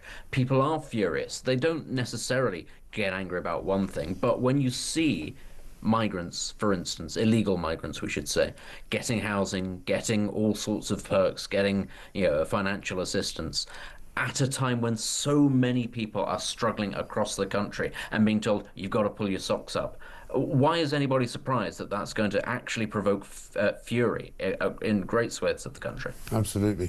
Theo Ashwood's also here with us. Theo, so what do they do now in Downing Street? I mean, they'll be sitting there, they'll be pretty gloomy, I should imagine, looking at, even forget about the council results that are going to come in, but Runcorn itself. You said Starmer's going to have to throw everything at the kitchen sink and everything at the wall. Does he ditch Ed Miliband? Does he ditch Rachel Reeves? What does he do? Well, the danger, of course, of ditching Ed Miliband is you see more voters peel off to the Green Party. It's for for Keir Starmer, there's a battle between, of course, Rachel Reeves in the Treasury and Yvette Cooper in the Home Office. Expect Yvette Cooper in the Home Office, her stature now to grow. You know, Benedict mentioned there, of course, immigration, the 750 migrants just in Runcorn alone, being housed in Runcorn alone. They need to get on top of this problem. OK, they say they're working on the deportations, and deportations are up, but they aren't stopping. But they haven't really and they mentioned haven't those, smashed the gangs. No. And that's the problem. They're not dealing with the source of the problem. The fact is that migrants can get on boats on the north coast of France and they can travel across to this country, and it's you, me, and all of your listeners who are picking up the tab and having when these people have to have rented accommodation or hotels in their constituencies, and that's the problem on that. But there's another problem here, more fundamental problem is politicians, when they turn up on the doorstep, need to say, vote Labour because, ... Right. Why are you going to vote Labour? Why would you vote Labour now? And one of the arguments that held firm until, of course, the cuts to personal independence payments, until the winter fuel allowance, was we believe in Labour Party believes in fairness. Yeah. But does it believe in fairness now, when those pensioners are losing their winter fuel allowance? Certainly not. Does it believe in fairness for the most severely disabled? The argument from those who are actually feeling the cuts on the doorstep in Runcorn and Helsby is no. So there's actually no reason to vote for the Labour Party now. And Nigel Farage... But there's lots of reasons not to vote for them. Exactly. And people are looking for an alternative. And just to, the point we made earlier in the week, when you look at what Donald Trump has done in the United States, by signing the executive orders and by doing what he's doing so quickly, and people are up in arms about his first 100 days, he's saying at every point he's still on the campaign trail. He never stopped campaigning before the American election, because what he wants to do is he wants to deliver for people. He wants voters who supported him in those elections to feel like he's still on their side and he's still about them and getting the answers for them. And he's doing what they wanted him to do. Benedict, back to you. Just before I talk to you again, have a look at this. This is Labour's Mayor of Doncaster, Ros Jones, taking aim at Starmer. The working man and woman and businesses want national government to listen to them and listen to them properly to help drive this great country forward. What I'm saying to Keir is this: he needs to listen and take action, but also remember they've been in government a short length of time. We've got to drive places like Doncaster forward. Keir's got to drive the country forward and actually deliver economic growth so all can prosper. Yeah, so that is a pretty unveiled attack, really, on Keir Starmer and not listening to the people of this country, Benedict. And I mean, for a serious moment on this, what do you see as happening in the sort of the next coming weeks with the cabinet, with moves and all of that? Oh, hang on 1 second. We've just got Nigel Farage on. I'll come back to you. Sorry, Nigel Farage. Very good morning to you. Good morning. Just put my glass down to speak to you. Yeah, I mean, if there's any champagne on the go, I suspect you'll be quaffing it with some alacrity. I mean, congratulations, first of all, is what I can say, because you won't hear it from many members of the media this morning. They'll all be telling you that you probably haven't got the right number of people to run any councils, and they'll tell you don't know what you're doing. And all I can think of is that picture of you in Brussels saying, "Well, you're not laughing now." Well, actually, we are, but in a different way. Yeah, I mean, look, the Runcorn victory, it may on paper look like a small margin, but it's a huge win. Yeah. I mean, we've won something here in a safe, historic Labour seat, one of their safest seats in the country. And also, if you look at the results in Doncaster, North Tyneside that have come through already, you'll see 26% swings from Labour to Reform. But at the same time, go to Lincolnshire, traditional, safe, solid blue Conservative county, and Andrea Jenkins has won that by a country mile. We're on the verge of taking control of Staffordshire County Council. So we're basically, the message from the night is that we are now the opposition party in England, indeed the UK, to Labour. And actually, it was Conservative votes that stopped us winning even more. They were the ones splitting our vote, and that's the big change. Yeah, absolutely. And funny sort of way, if all of the councillors had been voting, because many of those who were not voting because of the rearranging of the boroughs and all the rest of it, they would have been more Labour councils as well, which you might have taken. There is no reason for this at all. Kent voted, but Essex didn't. Suffolk didn't. Norfolk didn't. Sussex didn't. Hampshire, Isle of Wight. Indeed, on the polling, the 9 cancellations were in our strongest counties. Yeah. Funny that, Yeah. isn't it? Well, this is the Funny thing, and that. you questioned it at the time, and no, I couldn't find anybody in any place of government or even in sort of political analysis who could explain why they were doing it or even what they were doing. Nobody really knows. No, connivance. It suited the Tories, it suited Labour to cancel some elections. They obviously couldn't cancel all of them. But look, in life, you have to deal with the hand of cards that you're dealt. We are thrilled. We've made massive increases in our vote share right across the country and at the expense of both the Conservative and Labour parties. So we're really, really thrilled. And now we sit down and we plan for the Scottish and Welsh Parliament elections next year. And how much pressure do you think, Nigel, does this put on the Prime Minister, who will surely have to take very, very heavy losses here over the course of the next few hours, and will surely have to rearrange his cabinet, it will have to rearrange his government? You could have a massive effect here. Well, I tell you what, one of the big things here in Runcorn, people saying to me, I get up at 5 o'clock in the morning, I cross the Mersey into Liverpool, I work damned hard on the building site, I'm paying more tax than I ever did, and yet down our street there are 10 men from Iraq living in a house who cross the English Channel, and I'm paying for them. Yeah. And I honestly think that the impact of all these young men crossing the Channel, coming here and being everything given for free, is leading to a deep sense of unfairness, even bordering on resentment. What is Starmer going to do about that? Is he going to smash the gangs? Is he hell? No, this government, we're not even 10 months in. This government is in deep, deep trouble. It really is. And the story this morning that we would have been highlighting had it not been for your incredible win at Runcorn, benefits claims by refugee households have increased by 33% in 1 year. This is in the Telegraph. The amount of universal credit paid to households with at least one claimant who was a refugee rose to £1.1 billion in 2024. I mean, it's a joke, isn't it? It's an absolute disgrace. And I promise you, that the Party of Workers is no longer the Labour Party. People whose alarms go off in the morning and go to work increasingly are going to vote for us. It's wrong, it's unfair, it's anti-British at every level, and the public are waking up. And by the way, this issue damaged the Conservatives, if you remember, in the last couple of years of their administration, this in the north of England. Because what they do, they send most of these young men to the north, because rentals are cheaper, blah, blah, blah. And maybe even a bit of out of sight, out of mind from London. And this issue will grow and grow. The other big one, by the way, is net zero and the cost of living. Yeah. Labour promised to reduce electricity bills by 300 quid. Well, they're up by 300 quid. And that's another big, big issue. So Starmer has got huge problems. He really has. Nigel, great to talk to you. Thank you very much indeed. Nigel Farage there talking to us directly after that Runcorn win. It was announced literally just before we started this show. Benedict Spence is still with us. Theo Usher is still here. Benedict, let me ask you for a reaction to what Nigel Farage says. I mean, he's right, isn't he? The resentment is growing in this country about the incredible sort of army of people who have now come here illegally, young men living free in this country when ordinary people struggle to make ends meet. It is, and of course the story that broke the other day about Serco asking private landlords to come and meet them and that it was going to offer them huge contracts to come and house people all across the country, that won't have helped either, given that, as much as anything else, we also supposedly have a housing crisis, and the competition for housing in this country in desirable areas, of which many were on that list, is huge. And Nigel Farage mentioned the expression working people there. Ross Jones, the new Labour mayor, also mentioned the expression working man. If you wanted a better idea of what it is that Labour probably need, it would probably be people like her who understand, because of course she also talked about economic growth.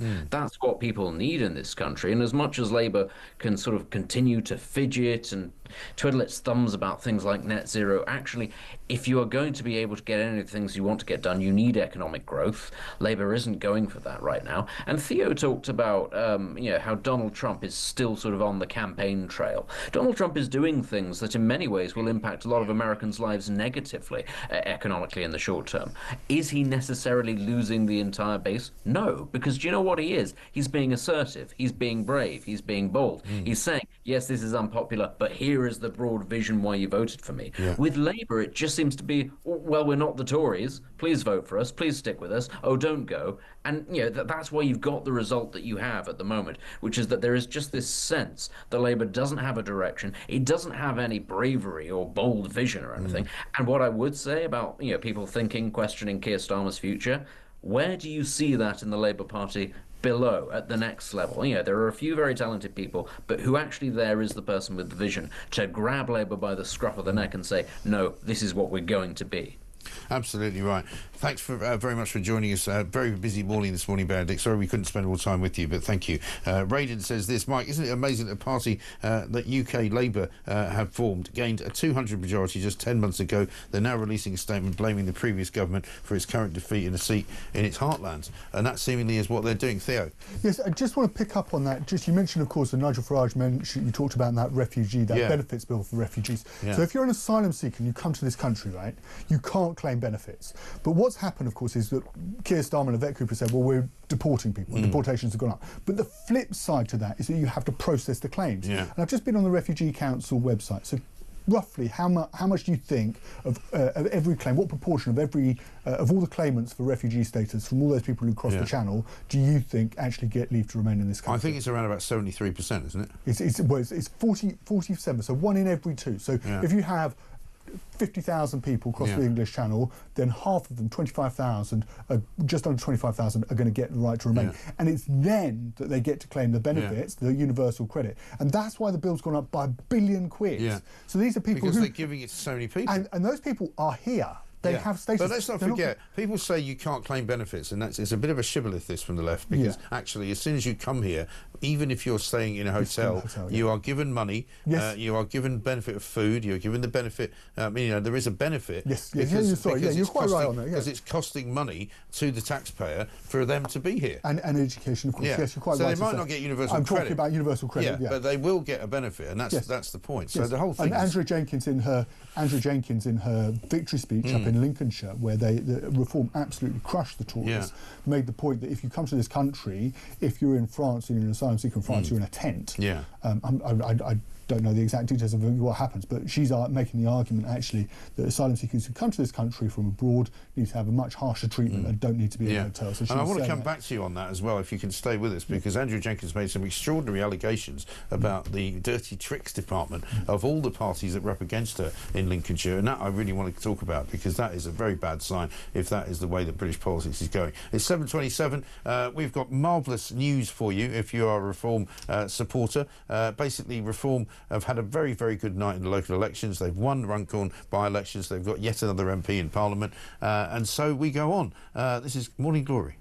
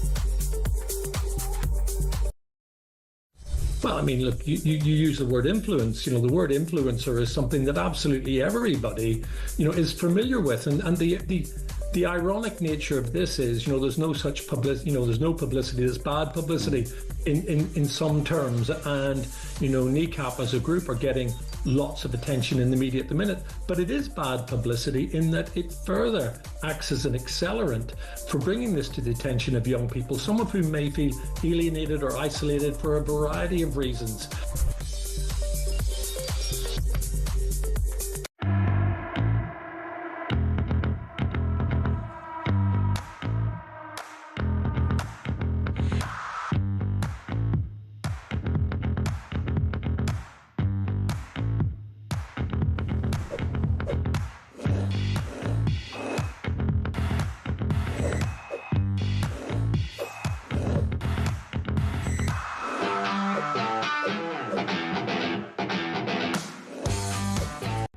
Across the UK, on DAB+, on your smart speaker, on your smart TV, and on your side.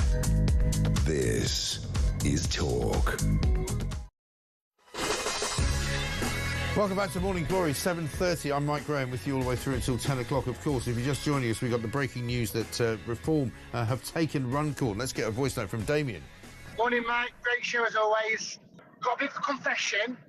I've just called in sick. I've got a bit of an headache because I've been celebrating. Hooray! Come on, Reform. Well happy. Anyway, keep up the good work. I've been listening all morning. Yeah, should we start the countdown for Keir Starmer? 5, 4, 3...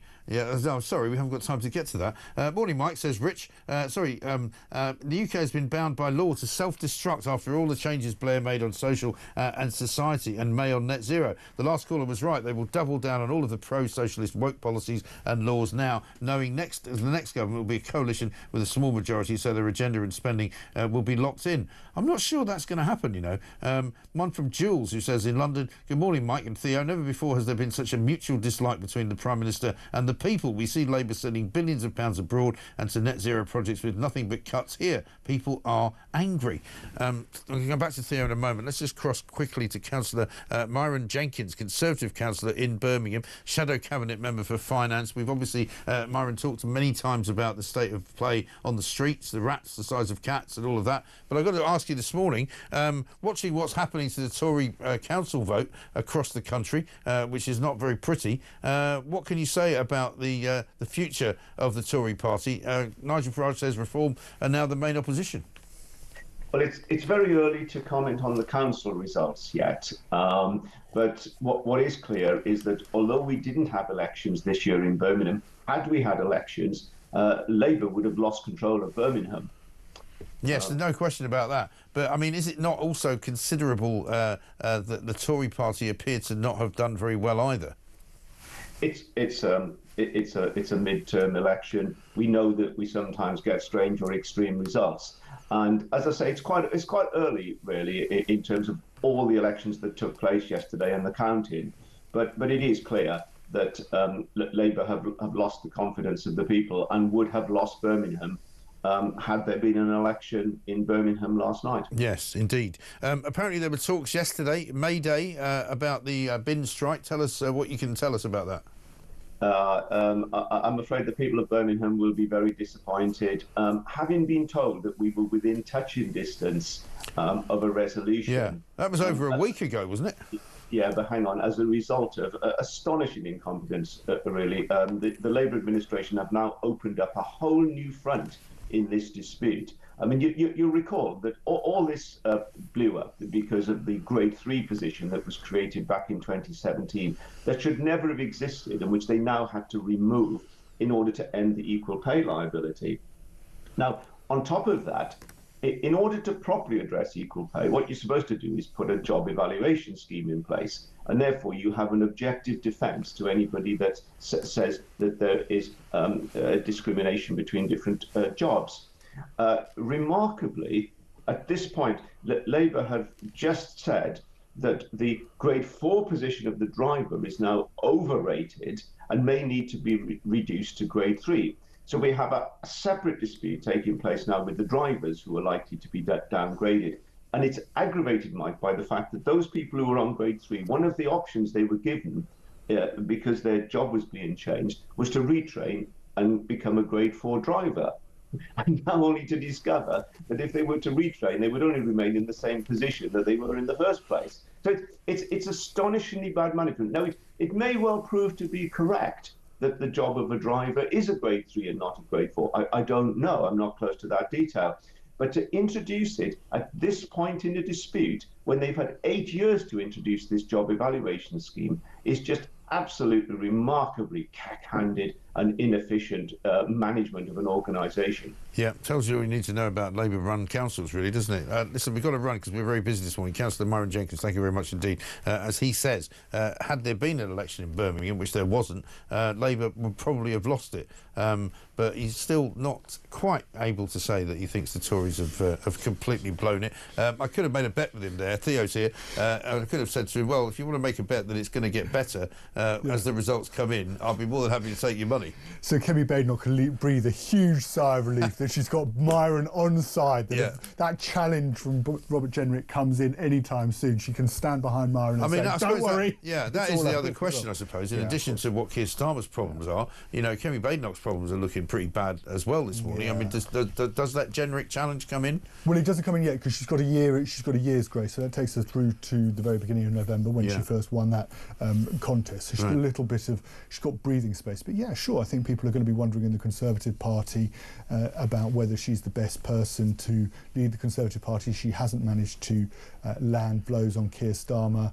I mean, she did okay last week, better didn't she? Last week, better. But still, there was an argument to say that actually having prepped for PMQs either on Monday or Tuesday, and then when that net zero story dropped from Tony Blair, and of course the Conservatives, under her leadership, she should have perhaps got in a room with her aides and gone, rip up the plans, let's do net zero because we're strong on this. And she didn't do that. I think it also shows, and I just think your interview with Nigel Farage was fascinating, right? Because what he's saying is what voters need to understand, in his view, is that Reform are now the opposition.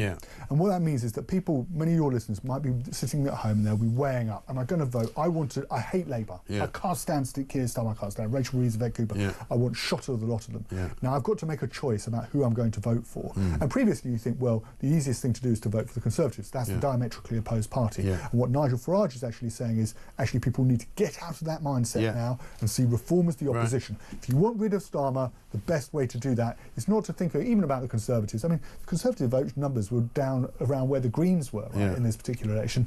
Vote Reform. And I think also, just one final point, I think it shows that, you know, Nigel Farage backed off attacking the Conservatives per se in Runcorn and Helsby, but it shows there was obviously some cooperation going on there, right? The Tories soft-pedalled it, Reform took the lead, and you saw what could happen. And I think what they need to do, and Robert Jenrick's spoken about this, is look to maximise that potential at the general election so that you don't have this impact of Reform and Tories squishing each other. But it's going to be the Tories that are going to have to do a lot of the sort of giving up, I think, rather than the other way around, which is what Nigel was kind of getting at, wasn't it? Because he said, look, you know, some of us were held back in these council elections because of the Tories. And Jenrick recognises that, right? That's what those comments were about. There were that leaked recording.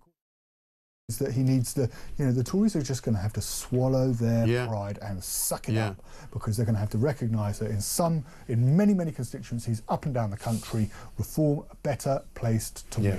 And they're going to have to stop saying we're going to finish Reform off, because, as I said to a Tory MP just last week, it probably more likely to be the other way around.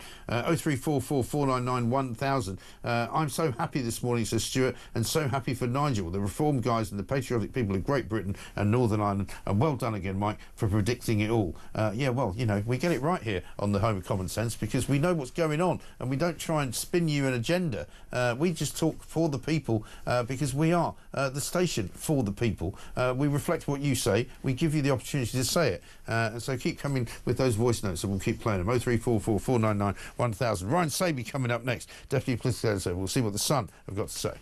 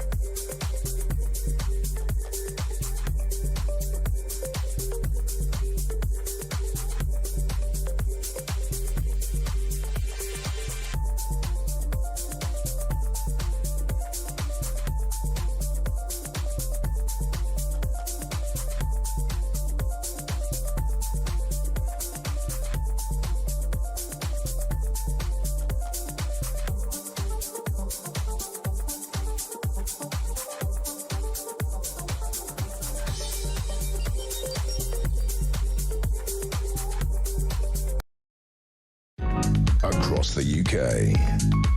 On DAB+, on your smart speaker, on your smart TV, and on your side. This is... Welcome back to Morning Glory. It's 7:40. I'm Mike Graham, and it is a glorious morning, ladies and gentlemen. I mean, it's bank holiday weekend. It's Friday. It's May the 2nd, day after May Day. And many people have celebrated this morning, popping the champagne corks, particularly if you're a Reform voter, particularly if you've been listening to this show and the home of common sense for as long as you have been, because it turns out that Reform have done exactly what we predicted they would do, which is that they have taken the Labour red wall and trounced it and kicked it down and taken an awful lot of votes away from the Labour Party. They've won the Runcorn by-election as well, which means they've got back to 5 MPs. It also means, by the way, that a lot of the people that were making noises that the Rupert Lowe row and the Rupert Lowe split was going to cause a problem for them at the ballot box, that clearly didn't happen. It looks as though Nigel Farage is still marching onwards, as he said he would be. Nefertari says this: hooray, Reform win. This is why Starmer cancelled the other elections. He's scared, and he should be. The people are fighting back at last. Let's talk to Ryan Saby, Deputy Police Editor at The Sun, because I'm really interested in what The Sun will have to say about all of this. Ryan, a very good morning to you.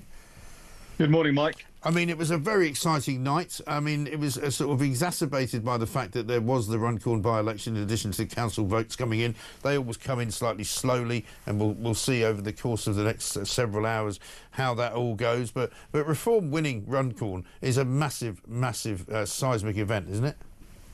Yeah, definitely. You look at the figures beforehand. You had Labour, who had a majority of over 16,000. We're not we're not really. I know people are talking about the midterm of this by-election. We're not really at the midterm. This government is just getting started. Yeah, right. And they just had a massive election victory last year. This is really the first electoral test for them. It's the first time the public have actually been able to have a say. It's been an absolute resounding thumbs down on this government. And I think Sakir and those people close to him will be pretty concerned this morning. They know Reform have been a big problem for them. You can look at how Sakir talks about and pinpoints, targets Nigel Farage during Prime Minister's questions every single week. And they know in their heartlands that there is a big switch going on from those people who did vote Labour previously, who are now thinking or actually voting for Reform. And they should be concerned. I've heard Labour out this morning. Ellie Reeves, the party chair, has talked about telling the public to be patient. But they kind of need to get on with things, because that patience is only going to last so long. In many parts of the country, people are running out of that. Well, exactly right. And I mean, the statement that was issued by a Labour Party spokesman after the Runcorn and Helsby by-election result is quite staggeringly out of kilter with reality. I don't know if you've seen it. It says this: by-elections are always difficult for the party in government, and the events which led to this one being called made it even harder. Voters are still rightly furious with the state of the country after 14 years of failure, and clearly expect the government to move faster with the plan for change. And then they go on about how, people didn't want the Tory Reform Pact, not really acknowledging the fact that people hate this government so much that they've made them lose one of their safest seats. Yeah. I think one of the really worrying things for Labour is that a lot of this will be a lot of people who cast their votes looking at the decisions that they've made. And we look at the Labour mayor, Ros James, who won in Doncaster. I mean, she's only just won, but she's already laying into this government, blaming extra taxes on business or the disability benefits issue. So they've already got people within their own party turning on sort of the Labour hierarchy. So it's going to be an extremely difficult few months. And it's almost like, I think, the Labour hierarchy thinking about the next reset moment. Absolutely right. Let's have a look at what Labour's mayor of Doncaster, which was a hold for Labour, but came very close to being a loss for Labour, Ros Jones had to say about the Prime Minister. The working man and woman and businesses want national government to listen to them and listen to them properly to help drive this great country forward. What I'm saying to Keir is this: he needs to listen and take action, but also remember they've been in government a short length of time. We've got to drive places like Doncaster forward. Keir's got to drive the country forward and actually deliver economic growth so all can prosper. And I think, as you rightly point out there, Ryan, you know, she's reflecting the views of the public, and there will be many people in the Labour Party who echo what she's just said, and who can't, you know, who can't believe the way that Starmer is stewarding not only the cabinet and the government, but the whole country. Yeah, you look at her, Ros Jones. There, she's a straight talker. She's giving her analysis on these first few months of this Labour government, and she's cutting straight to the chase, talking about the extra burden on business and the benefits issue. And also, I think the public at large are worrying about the whole net zero issue. Yeah. You just wonder how much Tony Blair had to play in these local elections, that by-election, with that intervention on Tuesday and Wednesday. Yeah. I know he backtracked on those comments a little bit, but I think the damage was already done. And Tony Blair saying the net zero policy was doomed to failure. And they're still doing it. I mean, this morning in the Telegraph, you got a sort of a combination, a combi boiler combination, if you like, if you'll pardon the pun, of Ed Miliband and Angela Rayner, basically getting together and saying that gas boilers in new homes will be banned as soon as next year. It's almost as though they're not listening to the noise outside the office, you know? Yeah, no, exactly. And I think one thing, and I think that this is where I think the people at the top of the Labour Party and Sir Keir will be really thinking about that. They'll just need to sort of rip up those plans and just take a more sensible approach to affecting people's lives. This is the government that said they wanted to tread lightly on people's lives by sort of altering, telling people to change their cars, or whatever it comes down to boilers or what have you. That is sometimes not treading lightly when people's sort of living standards aren't particularly high or getting better. And people have to change their plans and find extra money to do that. People just haven't got that sort of cash. And they're going to have to get that message loud and clear in Downing Street. Yeah, exactly right. And what does it mean for the cabinet right now? Because, there's clearly problems inside of that cabinet, whether you want to talk about Rachel Reeves and the problems with the budget and the failure for her to get anything from her trip to Washington, D.C. on trade. Obviously, you've got Jonathan Reynolds, who's now in charge of British Steel. You've got David Lammy doing a pretty bad job as Foreign Secretary. Ed Miliband as well, in a bad place on net zero. What is Keir Starmer likely to do in the next sort of few days and weeks? Is he going to try and, hunker down and bury his head in the sand, or is he going to actually make some changes?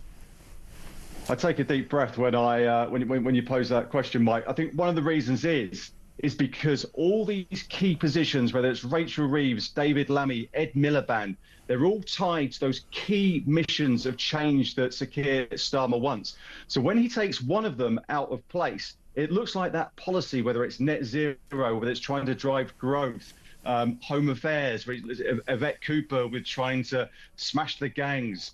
You take them out of position, you move them, you sack them. It looks like your policy and you have failed. Yeah. So that's why I think, as you say, he's going to hunker down. It's going to be really, really tough to move them, especially those people at the top of the cabinet. Yeah, but I mean, the danger then for him, surely, is that he looks intransigent. He looks further out of touch with the populace. He looks like he doesn't understand what the people want, and then he gets into an even deeper problem, doesn't he?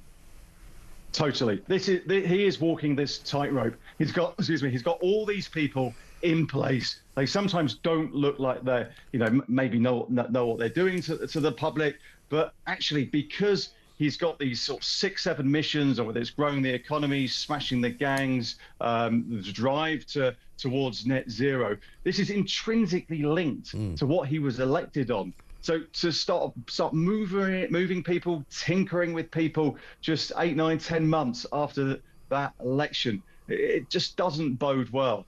It really doesn't. And I said, as late as in the year as sort of November, December of the end of last year, something bad is going to happen to Starmer, and maybe this is it. I don't know how he survives it. He certainly doesn't lead them into the next election, I think, as far as I can see. Ryan Sabey, Deputy Political Editor at The Sun, thank you very much indeed. Look out for what The Sun's putting out today on its feeds, on its social media. The paper tomorrow as well will be absolutely full of this. Let's get a voice note from Darren.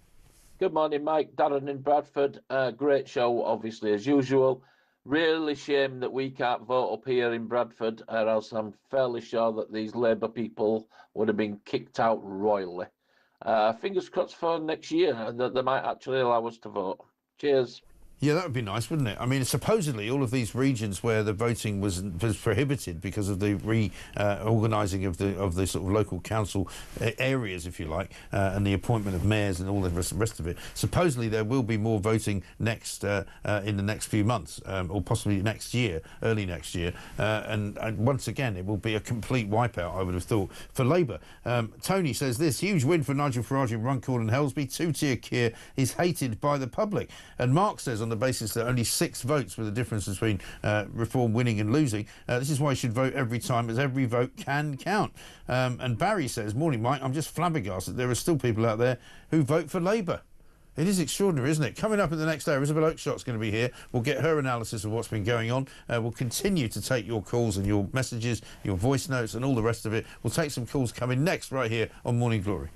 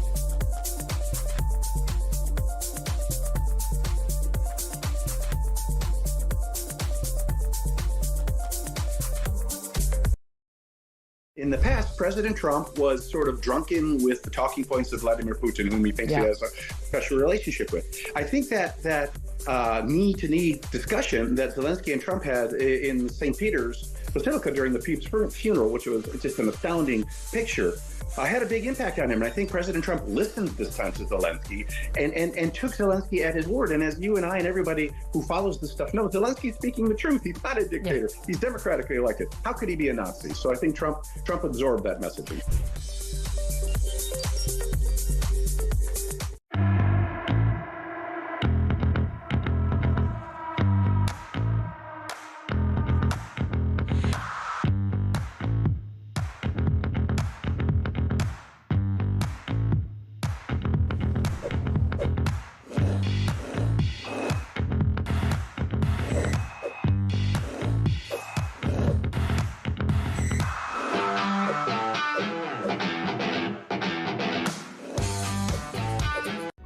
Across the UK, on DAB+, on your smart speaker, on your smart TV, and on your side. This is Talk.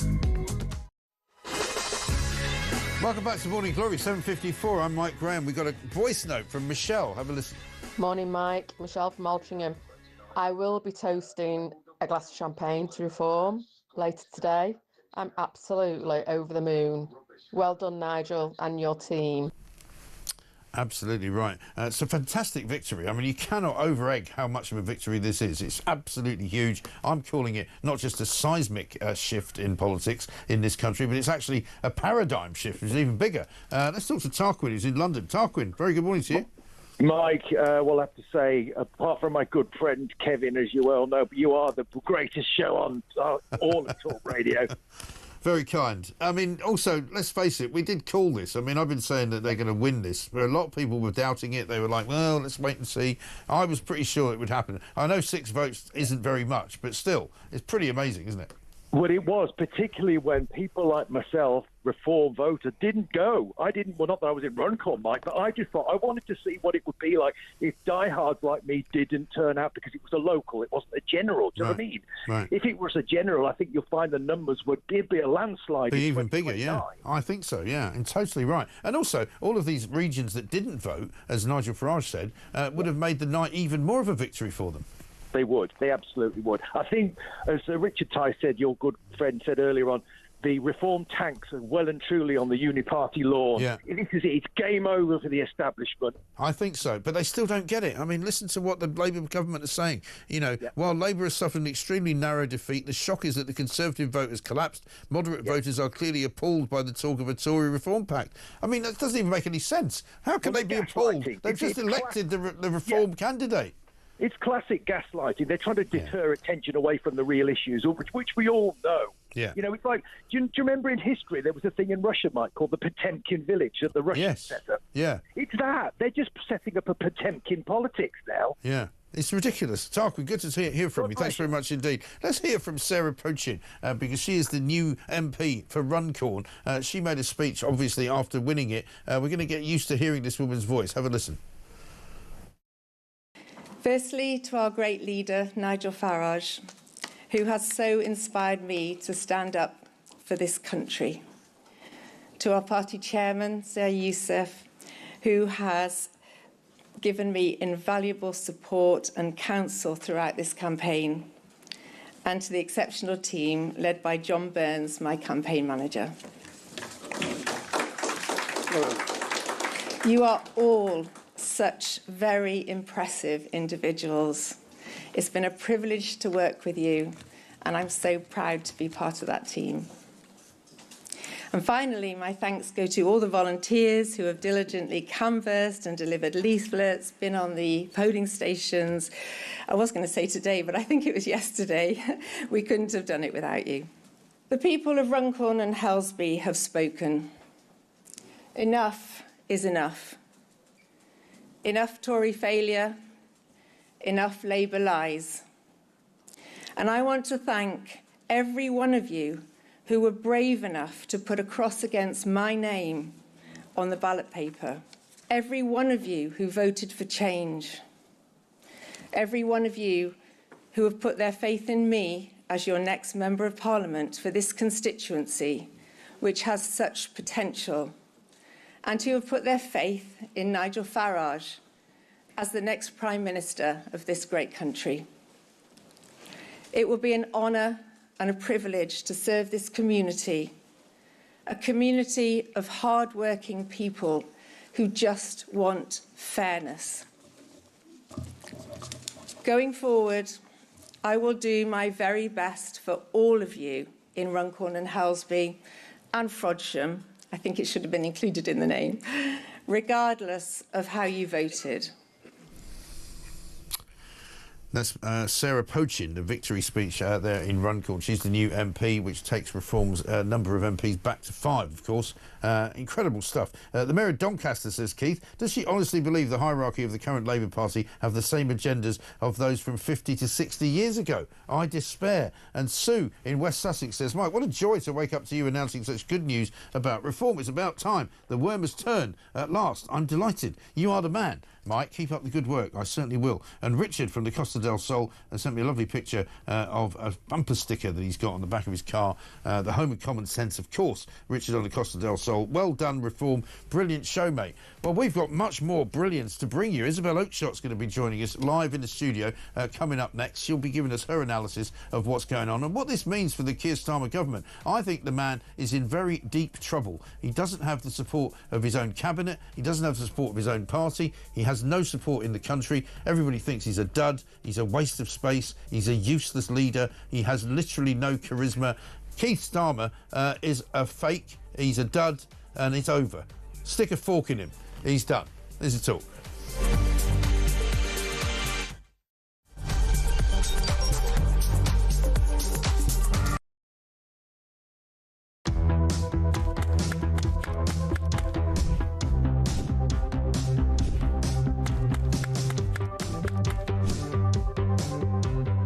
Is it transphobic to say only women have a cervix?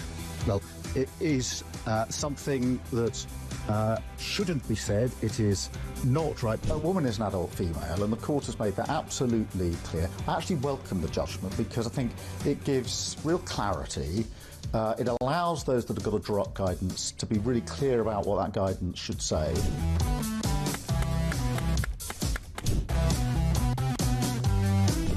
If you want to fight for Remain, vote Labour. Now, there are some who say we don't need Brexit to work. We need to reverse it. I couldn't disagree more.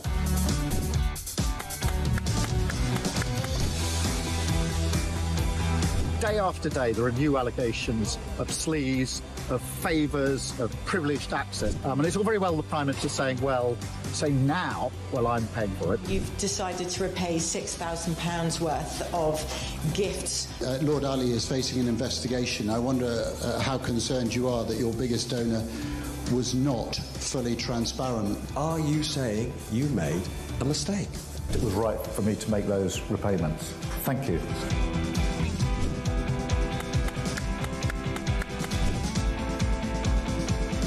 Of course, I wouldn't want Donald Trump round for dinner, but don't underestimate the danger to the world if Trump is re-elected this time around. I'm anti-Trump. I would like to send my warmest congratulations to President Trump on his inauguration as the 47th President of the United States.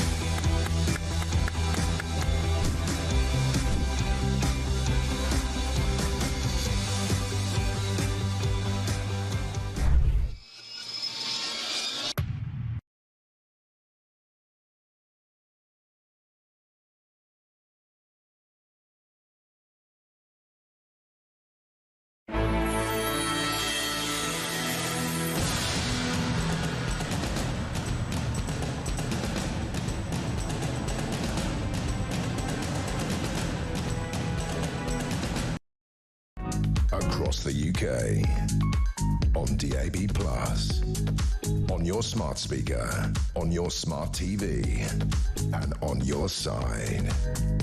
This is Talk.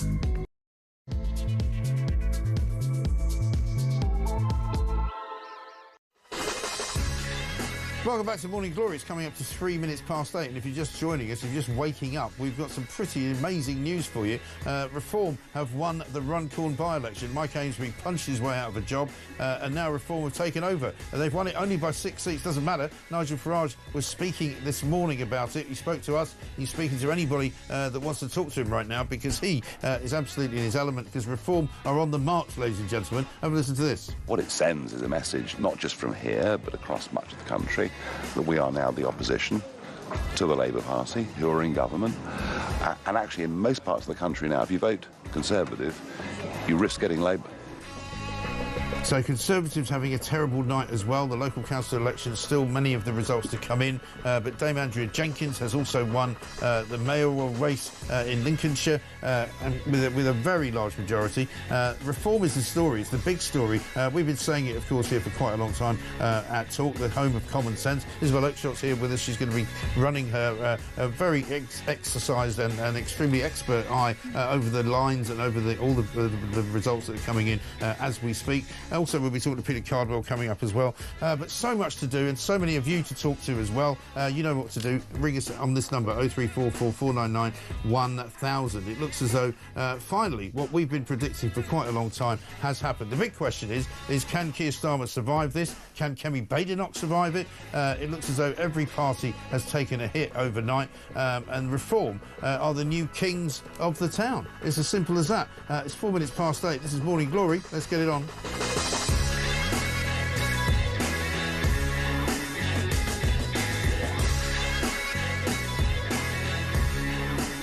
Andy says this, good morning, Mike. I woke up at 3 a.m. and just could not leave the telly. It's going to be a long day, but eased by the fact that Reform have ripped the Labour Party a new one. And Amanda says, now that Reform are on the march after last night's vote, I'm certain you will see more and more real Conservative members of Parliament defecting to Reform. Bring it on. Well, I mean, it's definitely true that Nigel Farage is in the driving seat. Isabel, very good morning to you. Just before we start analysing it all, let's have a voice note from Carl. Hi Mike, Carlin Berry. Oh, what a fantastic set of results for Reform. Fantastic. Getting another MP on. It's so great to see the BBC this morning. You could see him sat there squirming and having to congratulate Reform. Oh, absolutely brilliant. What we need to remember as well is the Tories and Labour cancelled 5.5 million votes. Just imagine how fantastic Reform would have done if those people had been allowed to vote, and most of them were in strong Reform areas. Cheers, Mike. Carl, thank you very much indeed. Isabel, very good morning to you. Good morning. And it is a very good morning for an awful lot of people, and I'm not just saying that because we are here at the Home of Common Sense, you know, generally speaking, behind a lot of what Reform wants to do, but because people are genuinely happy that finally, maybe this uni-party, this two-party system in this country is breaking. And that's such an important point. I mean, cast back a year, we hadn't even, I think we'd not yet had Rishi Sunak, the then Prime Minister, hadn't yet called the snap election. I think we're coming up to the anniversary of that. Reform, having been on the inside of this movement, my partner is a deputy leader, so I'm not impartial on this, but it doesn't mean I've got the inside experience of it. And, you know, we just would never have thought it was possible to do this under first past the post. You know, the electoral system, the voting system, is really difficult for small new parties to break through. And Nigel Farage, a leader, always said if we can get a number of MPs into Parliament at the last election, we will have that bridgehead, that base from which to build. And here we are, less than a year later, and Reform is hammering the two main parties in their own heartlands. And that's what is so significant about this. This isn't a number of little wins in predictable areas. I mean, Lincolnshire, bit of old England. This was always a absolute Tory, you know, safe as anything. And yet we've got this enormous result for Andrea Jenkins. And then you've got in Runcorn that 16th safest Labour seat. Very edgy, yes. You know, a lot of people were thinking this was in the bag. I knew from the inside that was far from the case. But a win is a win. Yeah, right. Also, the 6 votes is a sort of is a mask really to the massive swing that took place, because Reform were quite a long way behind in July, and suddenly you know, Labour's lost about 3,000 or 4,000 votes. Reform has gained 5,000 or 6,000. You know, that's a big swing, isn't it? It is a big swing, and I think the implications are profound. You know, you touched on, can Starmer survive? He will survive, I'm sure he will. But I think he'll have to do some kind of reshuffle quite soon. You know, there'll have to be he's going to have a scalp. He's going to have to blame someone, isn't he? He is. I mean, of course, the only person to blame is himself. Right. Where is he, and why is he so absolutely useless and so wooden? And it's so why would the party stick with him? But they will for a bit longer. On the Tory side, where's Kemi Badenoch? I don't know where she is. I've not heard from her. She doesn't look like the leader of the party. I don't remember doing much campaigning really either. Robert Jenrick basically appears to be the leader of the Tory party in all but name, and so I expect to see a lot of him today. She's going to have to come out and say something. I don't see her surviving anywhere near until the next election. No chance. I don't think either one of them does. I don't see Starmer leading Labour into the next election. I'm sure he won't, but I think that the Labour doesn't have a history of getting rid of its leaders. I think they'll stick with him probably for another couple of years. Well, I mean, more power to our elbow, I suppose, because it will give us plenty of ammunition for having a go at them. But it really has been an extraordinary overnight time. And when you've seen, I don't know if you've seen this, the statement that came out of the Labour Party after that Runcorn result, where they basically seem to be in complete and utter denial. By-elections rules difficult for the party, they say, etc., etc. Voters are still rightly furious with the state of the country after 14 years of failure, and clearly expect the government to move faster with the plan for change. Then they say moderate voters are clearly appalled by talk of a Tory reform pact, as if Reform haven't actually won the seat. Just ridiculous. You know, just absolutely nonsense. Ridiculous. You know, who, again and again we have this conversation, who is advising the Prime Minister on his communications? Because this is the last thing that he needs to say. He needs to say, what leaders normally say when they're battered by these types of results, which is we're listening and we're going to make big changes. Exactly. Yes, we're trying to change the country, and voters accept that takes a while. I mean, he's right. 14 years of utter betrayal by the Tory party. It's the Tories that are responsible for the immigration disaster that we have. Right. So yes, he can blame that. But since he's come to power, it's got much worse. But that's the problem. I mean, I was saying this morning, two stories which completely and utterly sum up why they've lost Runcorn and why they've lost so much of the country. One is that benefits claims by refugee households have increased by 33% in a year, according to government figures. The amount of universal credit paid to households with at least one claimant who is a refugee rose to, guess what, £1.1 billion in 2024. This is why they've so lost. disgraceful. It is so disgraceful. You cannot have a system in which people pour into our country from anywhere which is a trouble spot in the world,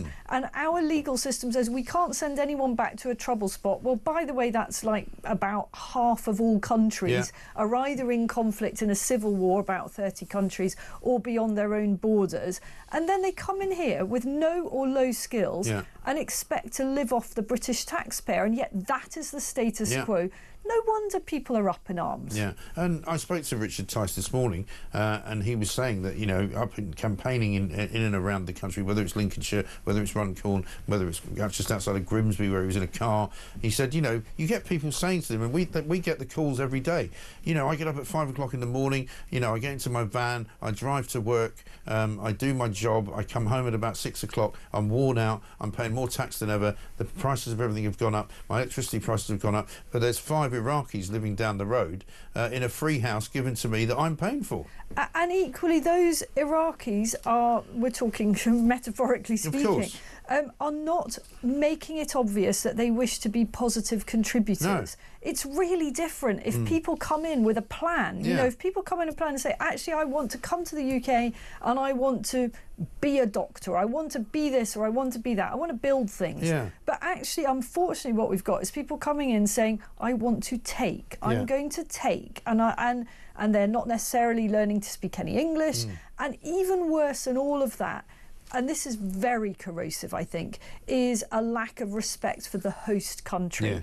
That is deeply, deeply dangerous, because what you're going to get over time is bitter resentments and community divisions. If people aren't coming in and being respectful to their host country, then things begin to break down pretty rapidly. I mean, it's like Ricky Gervais's joke about, I used to like the old-fashioned type of women, the ones with a womb. I used to like the old-fashioned type of immigrant who would come here and open a restaurant or start working in a restaurant and try to get hold of one that you could end up buying, or go and work in an industry, or go and, set up a business or start a family business, whether it was, Jewish immigrants, Irish immigrants, even people who came from the Caribbean in the 50s and 60s. They came here to work in the public transportation system. They were all brilliant people, all who have helped to make Britain what it is. These are not those people. Absolutely, and it's that lack of respect for the culture and the environment that you're in. I wouldn't expect to go, I live overseas a lot of the time, I don't expect to, in the country that I'm living in, to be able to just do what I want, or for them to provide for me. I don't expect that, and in very few countries in the world, with the exception of a number of foolish EU member states, is that acceptable? You don't just saunter in and say, well, actually, I'm not going to speak your language, I'm not going to integrate, and worse than that, I'm just going to expect you to support me, and I'm going to insult you, and I want you to adapt to my culture. And of course, your voice and mine are considered, and have been considered over time, to be extremist voices on the sort of outskirts of the media. But there's a reason why Reform are winning at the moment as well, because the media have ignored them. They've sneered at them in the same way that the sort of liberal media in America has sneered at Trump and the whole movement that's going on there. Have a look at this. This is Dame Andrea Jenkins this morning being interviewed by Sky News. Spoke to the Tory candidate. He left when you said migrants should be put in tents. That's good enough for France. That should be good enough for them too. Do you think that's a divisive way of conducting politics? I think it's what the majority and the silent majority think.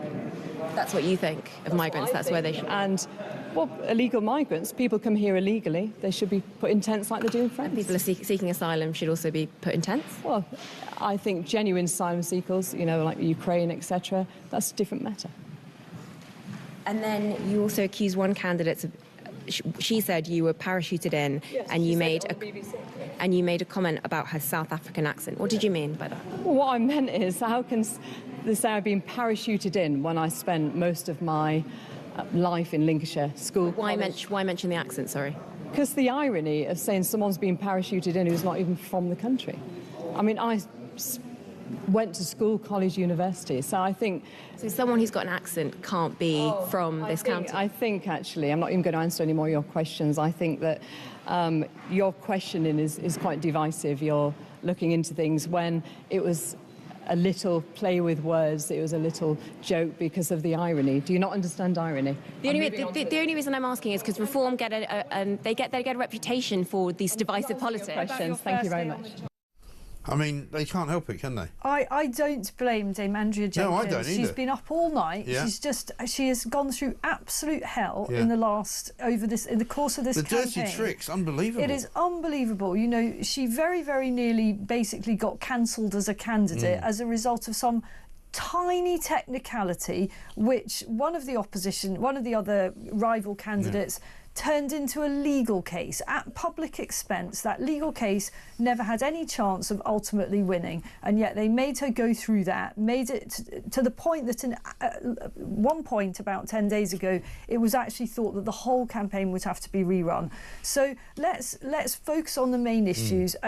I think Andrea was talking metaphorically there about tents. No one wants to see Britain turn into a place of a load of shanty towns of tents everywhere. In fact, we at Talk have had quite a victory of clearing tents from central London. Absolutely. So we don't want more actual tents. What she means is metaphorical, that you can't have people coming over here living in better conditions than our own people, particularly, for example, veterans, who I'm far too often, homeless people on the streets of London and elsewhere, are veterans who have not been looked after. They'd love to be in nice four-star hotels, like people coming illegally across the channel. That's what she means there. Of course, but as I said, the media in this country are quite shameful in some of the ways that they operate, and they just don't seem to understand what ordinary people of this country actually think. Well, good luck to the media if they carry on failing to reflect, what people actually are feeling. Because up and down the country, these results are going to speak for themselves.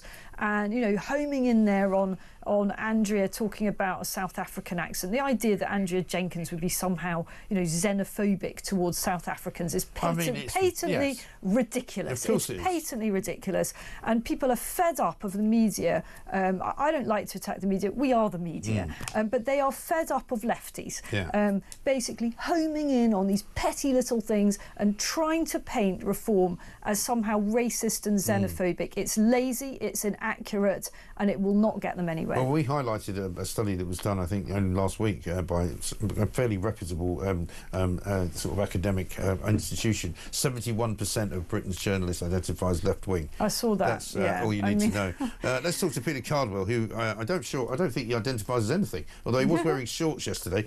Peter, very good morning to you.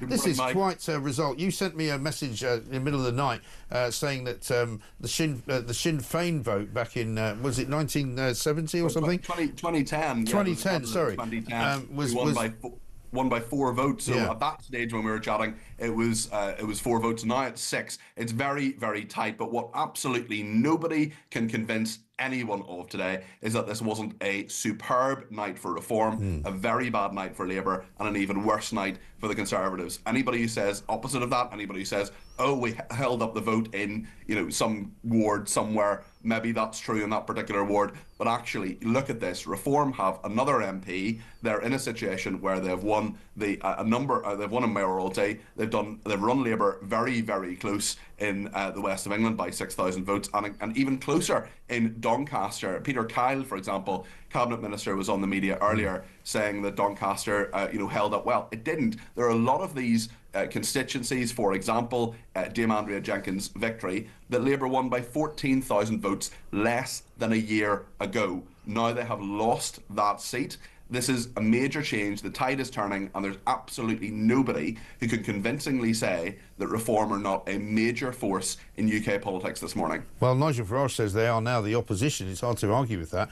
One question about Downing Street. Are they panicking there? You've worked in that scenario. This is a terrible night for Keir Starmer. Worse for the Tories, as you say. But do you see a reshuffle in the near future? I would be astonished if there isn't a reshuffle in the next few days. I think that's what Keir Starmer can do to change the media narrative. He'll give this maybe a day, let the results come out, and then start the reshuffle. I think Ed Miliband is vulnerable. I think the net zero stuff that a lot of our viewers and listeners are very sceptical about may well not quite disappear, but certainly be watered down in some way. Keir Starmer needs to do something, and soon, to stop the rise of Reform, if he can do that at all. I'm not sure if we can. Peter, good to talk to you. Thanks very much. We'll come back to you later in the show, perhaps. Peter Cardwell there talking to us about his reaction. It seems, Isabel, that Starmer is in quite a bit of trouble. And again, net zero is almost as big an issue now for a lot of people as immigration. And this morning, again in the Telegraph, a ridiculous story, it seems to be, that Ed Miliband's joined forces with Angela Rayner to argue that suddenly they now want gas boilers in new homes to be banned as soon as next year. It's almost like they're standing in a room with their fingers in their ears going, la la la la la la la la la, net zero. Just unbelievable. Yeah. I mean, it's quite extraordinary how quickly, in a way, this has begun to really cut through. Because for years, certainly Reform has been going on about this, and it wasn't getting any traction. Yeah. The net zero argument, it was very easy to be swiped aside by people smearing you as climate change deniers. Yeah. You're a dinosaur, don't you believe in climate change? On and on and All on of they that, would yeah. go. And actually now those arguments are just not washing. I think the intervention of Tony Blair was really important, actually. A unbelievably important voice from the semi-left. I'm not even sure you'd almost characterise him as that anymore. A figure with, whatever you think of him, huge international sway, saying actually, what Britain is doing, being a leader in this, isn't really going to change much in terms of carbon emissions, given we're 1% of the global output. I think that was a watershed moment. I really do. But when you're talking there about what can Starmer do to turn it around, and I agree with Peter, that there will be, I'm sure, a reshuffle. The problem for Starmer and his cabinet is that they believe in this stuff. Right. They believe in net zero, and they don't believe in cutting mass uncontrolled immigration. So we're asking them, the voter is effectively expecting to do something that is absolutely not in their hearts. And that's why I don't think that Labour will resolve or address the fundamental things that people are voting other parties because of. Right, and in the end that will be their downfall, because they will run out of road eventually. And this very thin majority will somehow start falling apart. Just on Tony Blair, funnily enough, I had a caller yesterday who said, just as goes to prove that Tony Blair is still the most right-wing Prime Minister we've had this century, which is probably true, actually. If you think about some of the other Conservatives, I mean, he really probably is. I mean, I look back on him and I still think, sorry, a lot of people won't like this, but I think he was very good. No, I agree with you. He really just got that sweet spot, didn't he, where he was able to reflect the kind of Middle England. And he was, you look back on the UK in those years, and I was a political reporter throughout that era. The UK felt like a happy place. It felt like an aspirational place. It felt like we were walking tall in the world. We can not go down the whole rabbit hole of Iraq or whatever, but we were still a country which was proud and felt like we had still a massively disproportionate influence on the world stage. Now I feel like we just look sorry for ourselves, we look angry, we look divided, and we look increasingly irrelevant. And very weak as well as a country, without any kind of control over our borders or the streets of the country, which have become more dangerous. Yeah, I totally agree with you. I mean, funnily enough, we've been doing this for you, sort of looking back into the archives of Talk and Talk Radio, and I found an interview I did with John Rentoul back in December, where, believe it or not, out, Keir Starmer was opening up another chance for change, and it was, he was unveiling. John Rentoul was saying, they've had a really miserable start to government, but this is the new beginning. This was in December, from whence it's got even worse, of course. But he also was remembering a time when David Blunkett, as Education Secretary, who was quite a substantial figure when you compare him to people now, wanted to introduce a VAT on private schools, and Tony Blair completely wiped the floor with him and said, absolutely not, we do not punish people who are aspirational about their own children. And that's the difference between him and Starmer, because Starmer is a petty, vindictive, small-minded socialist who hates anyone that doesn't agree with him. I guarantee that the Labour Party cannot recover its fortunes with Starmer as its leader. He is absolutely hopeless. I would say he is the worst Prime Minister that I have observed in my time. I mean, he is so lacking in any kind of charisma, any kind of magnetic appeal. He's so wooden, everything is just so grey about him, and he appears to be totally unable to adapt his language to what he's being asked. Exactly. And in the end, there's only so many times you can keep repeating smash the gangs before you become a joke. And that joke happened a long time ago, and he's still being the joke. This week he was threatening to crush the vans because he was talking about fly tipping. And he has this ludicrous turn of phrase. You're just thinking, what are you trying to turn out as some kind of superhero? When you put on a Superman cape, it won't suit you. Not in Lord Ali's suit, no. No, exactly right. Let's get a voice note from Richard. Morning, Mike. Richard from the East Riding. I just want to thank Mike Amesbury this morning for delivering a knockout punch to the two-party system. And speaking of knockout punches, I'm confident Luke Campbell's given one to Labour in the mayoral election up here. Yeah. Well, that may well be true. Good to hear from you. As with Oakshot's here, we've got much more to do. This from Tony in Sussex. Morning, Mike. What a fantastic result. I think we'd all look forward to seeing the Labour Party trying to get out of this mess created by themselves. A big, big result for democracy. I wonder, do we have to wait 4 years to boot this lot out? Less likely now. Well, probably, possibly, but I think Starmer might go sooner rather than later. Isabel and I have a slight difference of opinion on that. It's 26 minutes past 8. Back after this.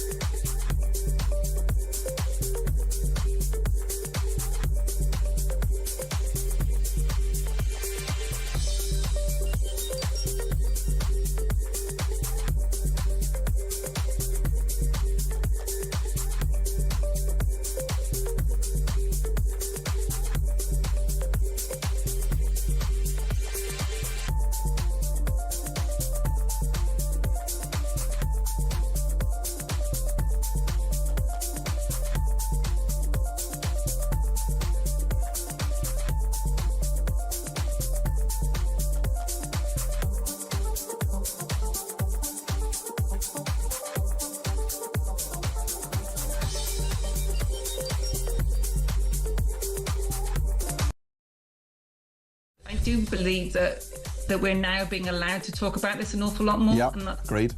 Are being able to voice their opinions an awful lot more, and everyone's getting braver. And the general consensus is that people do want fair sport. People do want women to have their safe spaces. They want everyone to be accommodated. They want trans-identifying males to be able to safely go to the bathroom. My point with all of this is that, women have been accommodating non-stereotype conforming women for years in their bathroom. Why can't men do exactly the same? And if they're not safe enough, then that's the problem that you men have got. You've got to sort that out.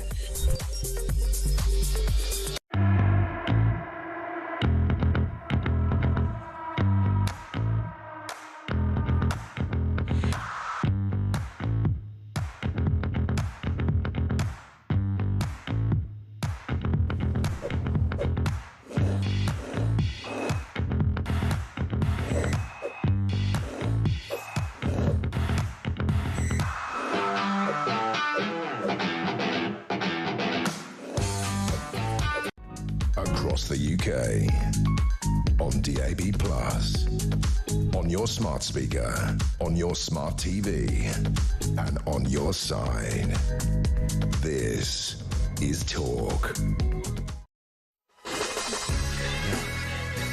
Welcome back to Morning Glory, 8:29. I'm Mike Graham. So happy that the sun is shining. The sky is turquoise this morning, says Linda in Cumbria. Very good. I see what you did there. Turquoise is obviously the thing. I'm not wearing any. I should have thought about that, really, shouldn't I? Just slipped on Sky News. Sly News, rather, says Clayton in Dartford. According to them, Labour did rather well. I mean, it's ridiculous, isn't it? I mean, the more that you watch Sky News these days, and again, as you say, we don't particularly want to criticise other media, but they've really lost the plot. They've gone completely barking mad. Yeah, I don't ever watch Sky News anymore. It tells a tale in itself. Yeah. And it used to be that whenever there was a breaking story, you know, you'd know that Sky would be first. Yeah. You know, they'd have their helicopter up, and they had that edge about them of being ahead of things. And I think not anymore. No. Not anymore. I'm afraid the narrative has changed. I'm afraid. Let's get a voice note from James. Morning, Mike. It's James from Blackburn.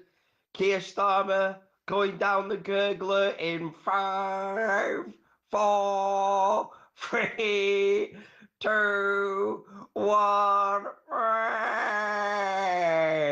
It's going to be a good weekend, mate. Yeah, it really is. A bank holiday weekend to savour, I have to say. Got to bring that guy in, whoever James he is. brilliant. He's quite often ringing, isn't he? Yeah, he is. I mean, we've got so many great voice noters that really make the show. It really does. Max Warner's here, economist at the Institute for Fiscal Studies. It seems a timely reason to ask him on to find out whether the economy is one of the reasons why Labour are doing quite as badly as they are. Max, a very good morning to you. Good morning. Thanks very much for joining us. I mean, clearly there are several subjects that have caused these ramifications in the voting overnight, not least in Runcorn, but the economy certainly one of them. Certainly, I think the economy is always a major issue, and in recent years, particularly for people's real income, so the money they take home and how much they can buy, there have clearly been challenges there. Public services, again, have also been a big challenge. Tax levels are historically high, but actually public services are really struggling to deliver high quality performance. Yeah, I think that's the point. And there's nothing really in the pipeline for Keir Starmer, who's obviously now really very much in the firing line over what's happened, to repair the economy or to give anybody any great hope for the near future, never mind the far future.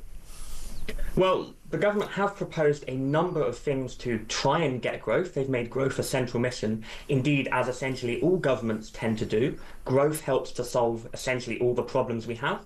I think it really remains to be seen whether and how much the government can deliver growth. Yeah, and they really, at the moment, are not doing so. What do you think it means if you look at the way that the Treasury is currently being run, the way that the Chancellor of the Exchequer is behaving?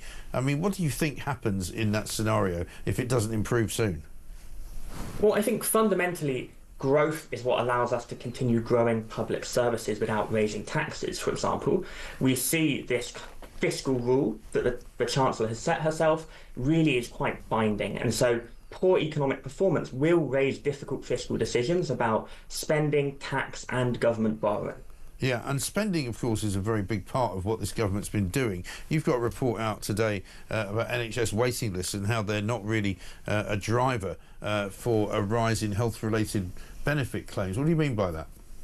That's right. So since the start of the pandemic, there's been a really big increase in the number of people receiving health-related benefits. That's becoming really quite expensive, and so is a big concern for the government.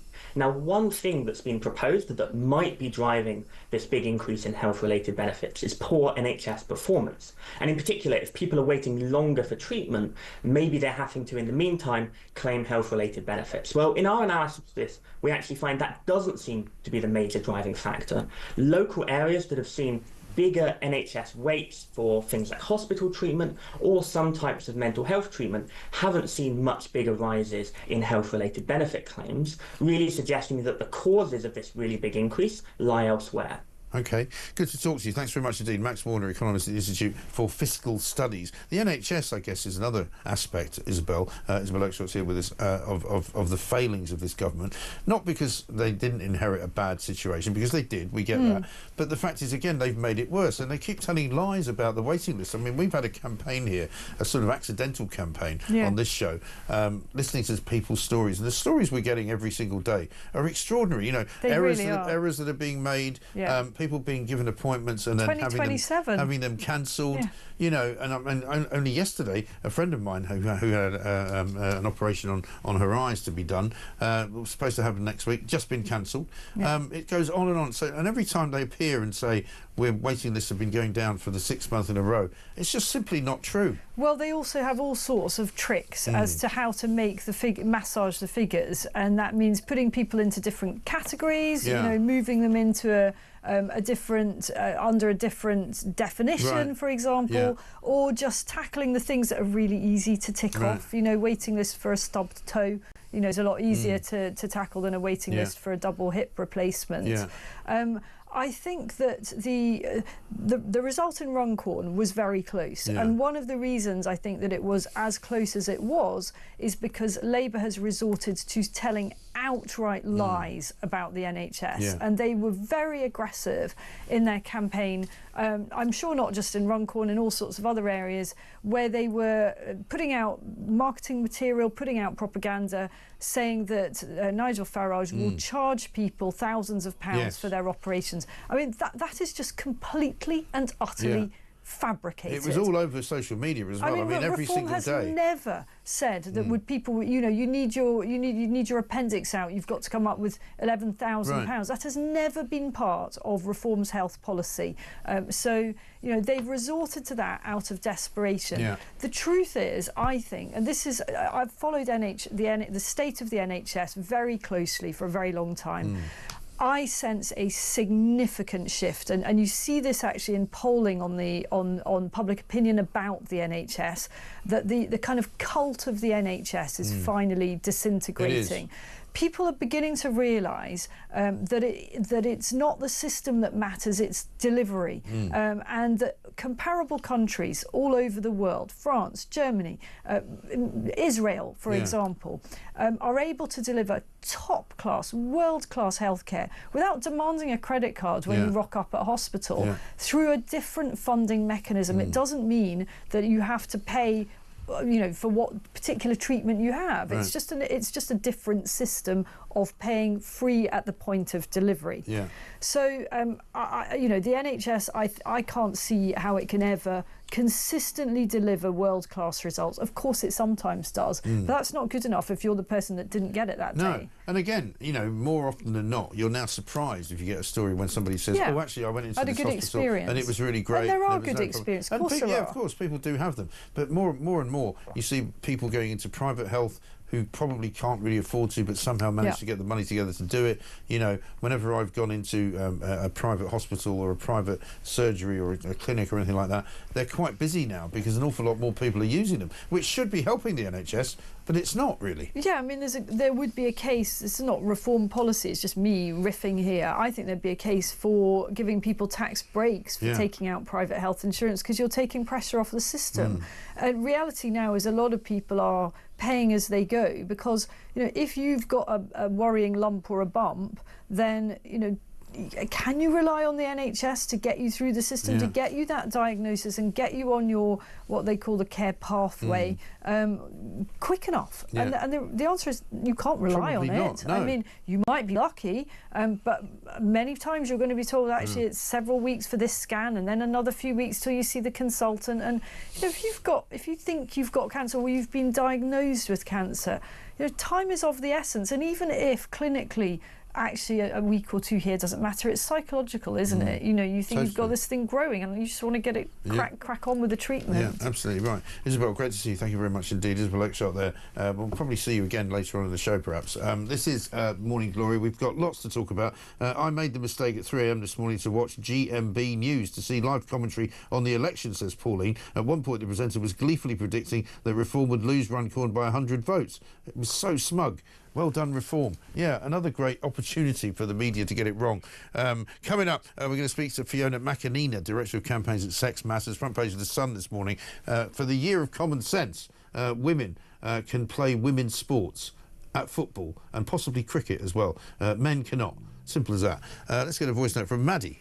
Morning, Mike. This is Maddie from Essex. We didn't get a vote, but well done to Nigel for all his hard work. It's obviously paying off. On another note, I've got an appointment with West Drayton today at 4:20.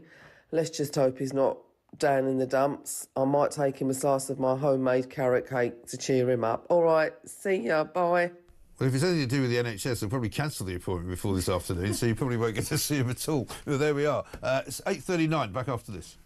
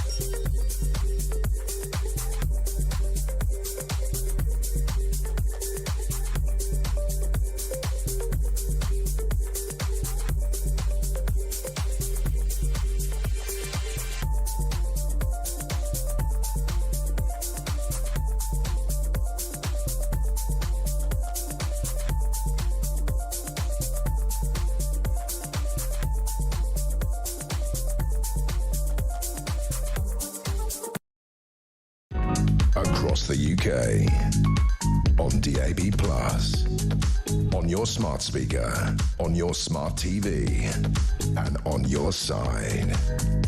This is Talk.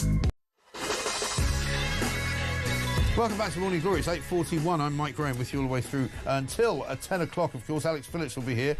In case you haven't noticed, or in case you've only just joined us this morning, the big news is, of course, that Reform have absolutely and utterly seized the day and seized the night, if you like, because they've won the Runcorn by-election, the one that Mike Ainsbury basically had to resign from after getting involved in a punch-up and getting criminally charged and convicted for assault. It now looks as though Reform are on the march to be in charge of quite a few councils. They've won not only the new MP seat of Runcorn, but they've also won with Dame Andrea Jenkins the mayoral seat of Lincolnshire, and she's already walked off an interview with Sky TV, who could not help themselves but to try and smear her as some kind of racist. Absolutely and utterly ridiculous. But we're going to change tack slightly this morning because it is, of course, the year of common sense. I called it at the beginning of January. I said it would be, and it now turns out that the FA, the Football Association in this country, has also finally seen common sense. Basically, biological men will be banned from all levels of the women's game of football from June the 1st. Campaigner Sharon Davis, who comes onto our show and this station very often, says the move has come too late for a lot of women and girls who have felt intimidated over the years. But finally, people who identify as women but who are not women are no longer going to be allowed to play football. I have to say, I saw a couple of instances yesterday of these women, or men rather, claiming to be women footballers being interviewed by various different parts of the media, and I thought, what on earth is going on? How ridiculous is this? Fiona McAnina is here, Director of Campaigns at Sex Matters. Fiona, it's good to see common sense returning to the world, but as Sharon Davis says, it's probably come too late for a lot of women. Yeah, it's taken a very long time. The FA have defended this policy despite stories year after year where women and girls were facing unfairness, sometimes injury. For some reason, they thought this was inclusive. And yet it was very clear that it was excluding women and girls. But, you know, we have to take the win. And now, at least, as you say, we have common sense back again. And not just in football, also in netball, which finally shifted yesterday. You'd think netball's one of those games that really mostly women play. And I think that's why some of these trans-identifying men wanted to play netball. You know, it was a real validation that they were accepted as women. But any woman who didn't want that found she couldn't object. So, Yes. yeah. It's a very strange situation, as I say. I mean, I was sort of slightly incredulous yesterday as I watched some of these men who want to be women complaining that this was terribly unfair, that they couldn't play football with other women. And you just think to yourself, there's something very strange about this particular kind of, I mean, fetish might not be the right word, but it's almost a fetish that these people, if they really, really want to play football that badly, why can't they just play football with other men? Well, I think they've been misled for years. They've been promised that if they want to identify as a woman, that the world will adapt and accept them and affirm them. And, you know, it's not our job to affirm them. People have said to me, it's disrespectful to call them men, but we can't have this conversation about what women need and what's right for half the population if we cannot say who's male and who's female. And if they don't want to hear that they're male, don't turn up in a women's football team, because that's when someone is going to call it out. Yeah, absolutely. Let's have a look at somebody called Natalie Washington talking about this FA ruling on trans football. The FA has been quite steadfast in their support for the participation of trans women up to now, so I was shocked, and I was clearly upset and disappointed that, you know, this means that I'm having to stop playing football. Well, you don't have to stop playing football. You just play football with some blokes. What's wrong with that? I mean, why does Natalie, as he wants to be called, have to stop playing football? Well, he doesn't have to stop playing football, but he's not going to seem half as good if everyone else around him has that same male advantage. You know, when a man runs out in the middle of a women's football team, even if he's not very good on the ball, he's always going to be able to shoulder somebody else off the ball. So they're going to feel like they're good footballers, and they're not going to feel so good when they play with the men. No, but that which again brings you back to the answer, the question that I keep asking is, why do they have to play football with other women? With other women? Well, that's a question we have to put back to the sports authorities, who seem to think that that's what inclusion meant. But, you know, it's now clear, and the Supreme Court judgment has really helped with this. Inclusion is having a place for everyone. It isn't validating other people's beliefs about themselves. We have no obligation to do that. And the inclusion measure in sport for women is that you are able to play with no men. Yeah. And that's what we've got back now. As you say, common sense. Yeah, absolutely. Thank goodness. Good to speak to you. Fiona McAnina, thank you very much indeed. Common sense matters. She's the Director of Campaigns for Sex Matters. A couple of interesting things have come across the desk in the last few minutes, though. John McDonnell, who's the former Shadow Chancellor, he was obviously very much a part of the Jeremy Corbyn shadow government, if you like. The tin-eared response, he says, from Labour spokespeople to the election results so far. Labour supporters feel that Labour, their party, has turned its back on them, citing winter fuel allowance, national insurance tax on jobs and the threat of disability cuts. Message to ministers is drop the plans to attack the disabled. That's one thing. And Scottish Labour MP Brian Leishman has said this: Runcorn shows Labour must change course. People voted for real change last July and an end to austerity. The first 10 months haven't been good enough or what people want. And if we don't improve people's living standards, then the government will be an extreme right-wing. The next government will be an extreme right-wing one. So now they're still trying to frighten people into saying don't vote for reform. Let's get a voice note. Oh, sorry, we've got a call. Phil in Hertfordshire's here. Hello, Phil.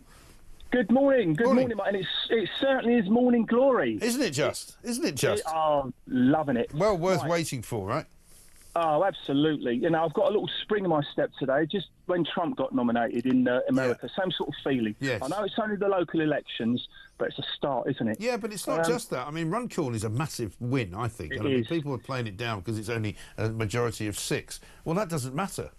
No, that's right. A win's a win, Mike. 1-0, 1-0 in football is a win, isn't it? Exactly. Mike, what I was going to say as well, you mentioned earlier that there could be a reshuffle in the Labour government. Yeah. Makes no difference, Mike. The people have cottoned onto them, and the Conservatives. They lie, they won't be trusted anymore, and it doesn't matter who's saying it, it's the same party. Yeah. They just dress it up differently. And I think what we're going to see now is they're really going to sort of, I think it was one of your callers or one of your guests said earlier, they're going to go really hard now to try and discredit and bring out more slurs, because that's all they can do, Mike. Yeah. They've got nothing in the pot. Nothing. No. And they've got no ideas apart from bad ideas. You know, if it wasn't for any bad ideas, they wouldn't have any ideas at all. You know, that's how terrible they are. I mean, even this morning, we've got the Telegraph report saying that Angela Rayner and Ed Miliband are going to team up and they want to have gas boilers banned from all new homes from next year. Well, everybody knows with any brains that gas boilers are the most efficient way to heat your home. You know, and if you're going to start banning them when people don't want net zero, then that's just going to lead you down to electoral oblivion, isn't it? Of course it is. But do you know what, Mike? But now you've mentioned that, I don't know if people have noticed this. The amount of gas mains that are being replaced with plastic all around the place. Wherever I go now, you've got roadworks up, and you've got these massive coils of yellow pipe. Right. That's gas main. That's gas main. Right. So, and what are they doing to them? They're renewing the iron. Right. So, you know, if we're phasing out all these gas boilers, why are we renewing all the gas mains? Yeah. If we want to, you know, go to net zero and get rid of gas, why are we, renewing them all? You know, read between the lines on that one. Obviously, it's not as important as they keep making it. No. Or else they wouldn't be renewing them and spending all that money. No. That's a lot of money to do that. That's exactly right. They're just out of ideas, Mike. They're scrapping around, they're flapping in the wind, and so are the Conservatives. And I wouldn't be surprised now if a lot of Tories and maybe a few Labour MPs start to look at their own position and think, right, am I in the right party? Yeah, absolutely right. And they're obviously not, because if you want to be in the winning party, you only want to be in one party, and that's Reform. Good to talk to you, Phil. Thanks very much indeed. Phil in Hertfordshire there. Ellie says, brilliant night for Reform UK. The People's Army are on the march. The joy of 6. Steve says, morning, Mike. Great news. What a great day. A little bit of light at the end of the tunnel. Reform all the way. And one here from Peter, who says, Mike, excellent speech by Andrea Jenkins. Here's to truth and decency, which are not words I associate with this awful, lying and hypocritical government. And that's what people are saying. That's where Labour are. It's a very bad place to be. Coming up, we'll talk a bit more about net zero.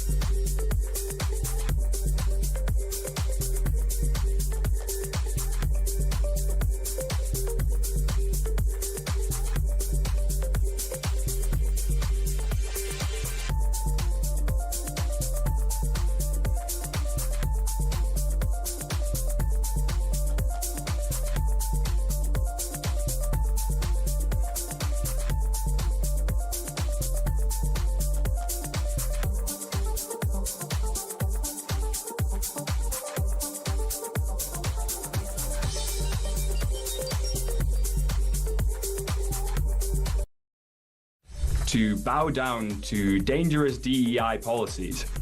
I am concerned, and I will say the vast majority of the people in the Corps and the armed forces, and probably in all sectors of public life in the United Kingdom, are concerned that this political push will lead to underqualified people being pushed into high up positions where they could cause injuries and deaths. And that's what this whole situation is about.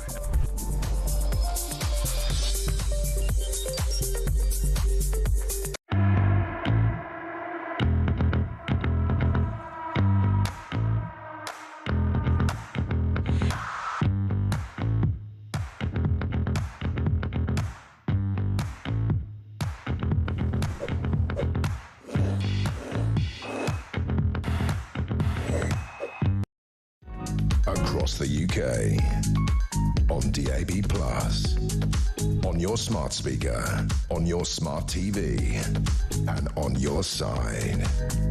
This is Talk. Welcome back to Morning Glory. I'm Mike Graham with you all the way through, of course, until 10. Alex Phillips will be here. If you're just joining us, the big news is the reform of one Runcorn. They've got another MP in Parliament, and it's been a quite remarkable night for reform in all sorts of councils and also some mayoral races as well. Big swings going to Nigel Farage's party, 30%, 35% in some places. Andrea Jenkins is now the new mayor of Lincolnshire. I've just reshuffled my sewing room, says Nan in Wales. It's still a mess. A reshuffle for Starmer will also be a waste of time, and it will still be a mess. And Becky says, is Blair coming out of retirement to take over from Starmer?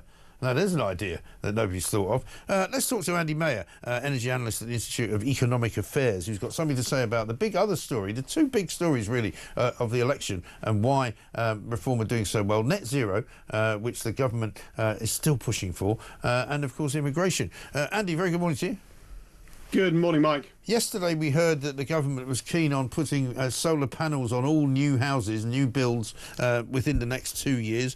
I know you've got things to say about that, but this morning, even more surprisingly, they're now saying that Ed Miliband and Angela Rayner are going to get together and make gas boilers outlawed on new homes as soon as next year. I mean, they seem to be on this mad crusade to sort of make it all happen even quicker. So this is two parts of the same story. Yeah. So what this is all about is the Future Home Standard, which is the thing that defines what the building regulations are going to be in the future. Yeah. And the last government looked at this toxic issue and decided very sensibly after 5 years that they weren't going to touch it with a barge pole. But Ed Miliband has come roaring back in and said, no, we want this stuff because it will help us achieve our ideological net zero mission. And what that means for you and I, or particularly for younger people who are usually the buyers of new homes, is that the cost of those homes is going to go up. Yeah. So the government has said it will be £3,000 to £4,000 for a solar panel installation. That's not true. It's more likely to be £6,000 to £10,000. Right. They will now make sure that you have to buy a heat pump, which can be anything from £8,000 to £15,000. And this is not pocket change. I mean, homes have a much higher ticket price, but the actual building cost of a home is, on average, about £130,000 to £140,000. Right. So that's quite a sizable chunk of that cost. And then quite a lot of the rest of the cost is the cost of regulations and planning and permitting and all the other paperwork that these regulations are going to make much, much worse. Yeah, absolutely. Ian Collins had a caller yesterday, funnily enough, because he was talking about the solar panel story. And this guy said that he had a house in Spain and a house in the UK, and he put solar panels on both of them. And in the Spanish house, the solar panel installation was £3,000, and in the English house, it was £10,000. And his argument was somebody's making an awful lot of money out of all this. Well, it's the way we do building regulations. So we insist that everything has to be box ticky. Yeah. And that's the way developers will approach this. Most developers have argued against the government doing it. So they thought they'd won back in October, but then they got overturned by the solar panel lobbyists. And what they say is, well, OK, we'll do this, but it'll be sloppy, basic installations, and it'll then be the homeowners who are left with a legacy of that and possibly very expensive rectification costs. And I'm not just saying this, this has happened before repetitively. So we saw it with the Green Deal at the start of the last decade, where the government insisted that energy efficiency measures were something that should be much more encouraged. And that led to a new industry being built around very sloppy standards. And we've seen it with the installation of panels on the outside of buildings, which led tragically to several of those buildings burning down. Yeah. So the government really should stay out of this. There's nothing intrinsically wrong with solar panels or heat pumps. Should be for the homeowners to decide whether they want them or not, and it's very dependent on the individual house where they're going to work well for you. Right.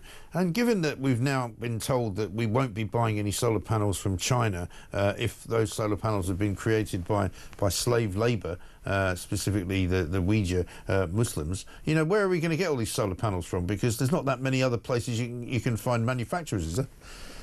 Well, for this to succeed, the government needs to buy solar panels from China where they're cheaper, and the Chinese are masters at diverting supply chains. Yeah. So, yeah, there are going to be solar panels made by forced labour in the Uyghur region, making their way through black channels, through to the UK to service this.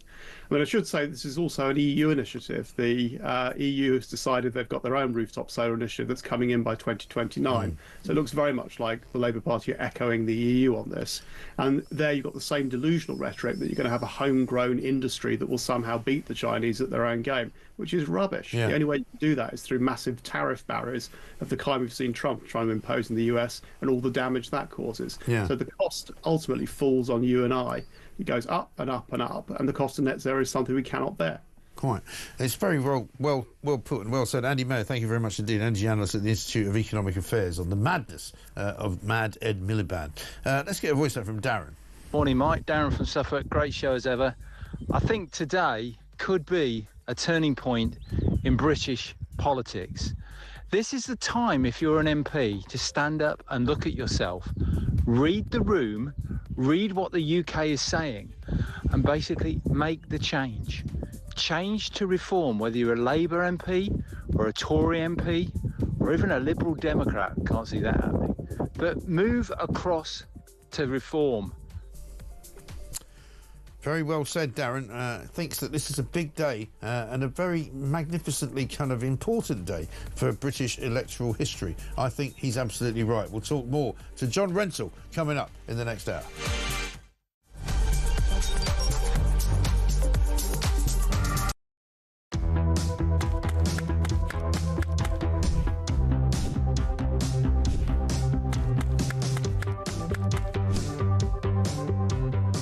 Is it transphobic to say only women have a cervix?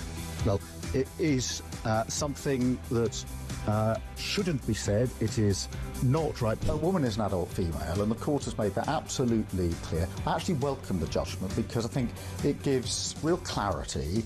It allows those that have got to draw up guidance to be really clear about what that guidance should say.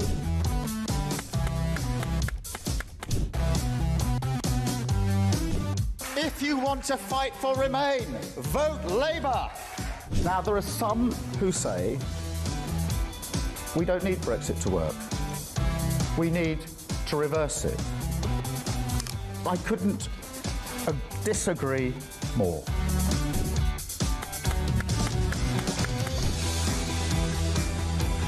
Day after day, there are new allegations of sleaze, of favours, of privileged access. And it's all very well the Prime Minister saying, well, now, well, I'm paying for it. You've decided to repay £6,000 worth of gifts. Lord Ali is facing an investigation. I wonder how concerned you are that your biggest donor was not fully transparent. Are you saying you made a mistake? It was right for me to make those repayments. Thank you.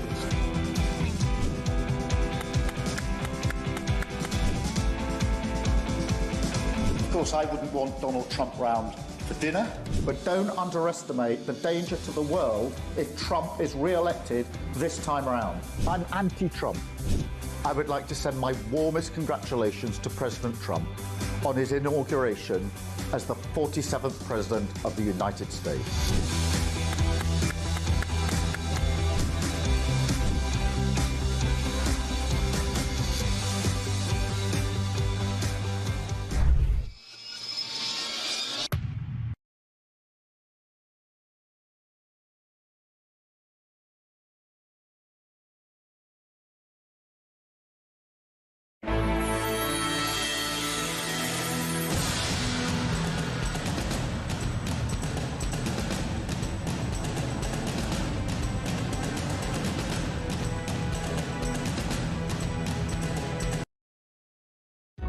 Across the UK, on DAB+, on your smart speaker, on your smart TV, and on your side. This is Talk.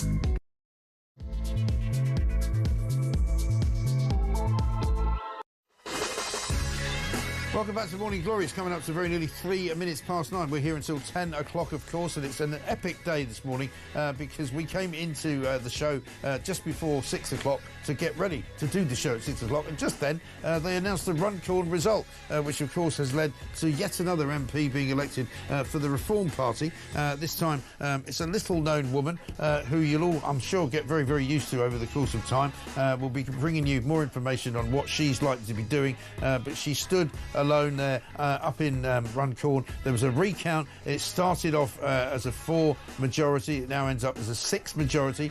Sarah Pochin has now become elected as the 5th Reform MP. Once more able to say that there are a gang of 5. We're going to be hearing from Richard Tice and we're hearing from Nigel Farage. We spoke to them a little bit earlier on in the show. This is what Nigel's been saying. Have a listen. What it sends is a message, not just from here, but across much of the country, that we are now the opposition to the Labour Party, who are in government. And actually, in most parts of the country now, if you vote Conservative, you risk getting Labour. And that's very much what the mood music appears to be in Westminster. We'll be talking to Nigel Huddleston, co-chair of the Conservative Party and MP for Droitwich, and Evesham. Esther McVeigh, a Conservative MP, said that she welcomes Sarah Pochin into the Houses of Parliament and she's looking forward to working with her on the basis of helping the good people of Cheshire. Meanwhile, for Keir Starmer, the mood music is rather different because it turns out that basically the Labour government has had a massive snowball chucked right in the middle of its face, and basically everyone is now saying how much longer can this man stay in charge of the government. There's going to have to be some kind of reshuffle. Labour have fallen at all possible hurdles. They've held on to a couple of mayoral seats, but in council elections they're more than likely to be the big losers as well. Let's hear from what you've been saying this morning. I'm absolutely ecstatic this morning. If I was a champagne drinker, I'd be half cooked by now before 6:30 in the morning. Good morning, Mike. Andy in Southsea. Really, really happy and pleased that Reform won that by-election. Morning, Mike. Great show as always. Got a bit of a confession. I've just called in sick. I've got a bit of an headache because I've been celebrating. Hooray! Come on, Reform. Morning, Mike. It's James from Blackburn. Keir Starmer going down the gurgler in 5, 4, 3, 2, 1. It's going to be a good weekend, mate. And on the old council ticker, it looks as though Reform are in the driving seat as well. Lots of councils still to count, but it looks as though there's going to be certainly a couple of councils that we're going to be controlled by Reform, and we shall see what else that means for the Tories as well. Because it looks as though Kemi Badenoch and her position might be under a bit of threat too. 0344 499 1000 is the number. If you want to get your voices heard, this is the place to do it. We've been representing you far longer than anybody else has ever been doing it in this business, and you can send us a voice note as well to that number. Text us at 87222. Find us on social media, X at talkTV. This is Morning Glory. Let's get it on.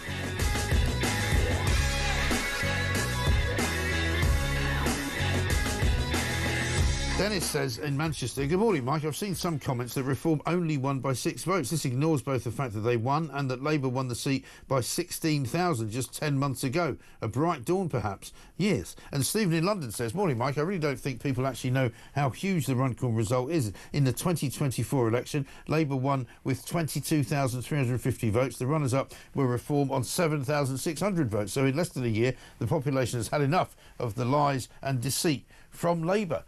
Well, the Tories didn't do too well there either, because they lost a few thousand votes overnight, it would seem. Let's talk to Nigel Huddleston, Member of Parliament for Droitwich and Evesham, also co-chair of the Conservative Party. Nigel, very good morning to you. Good morning. It's not a particularly good morning for Labour, but it's possibly an even worse morning for the Tories today. What are you thinking so far of the results you're seeing?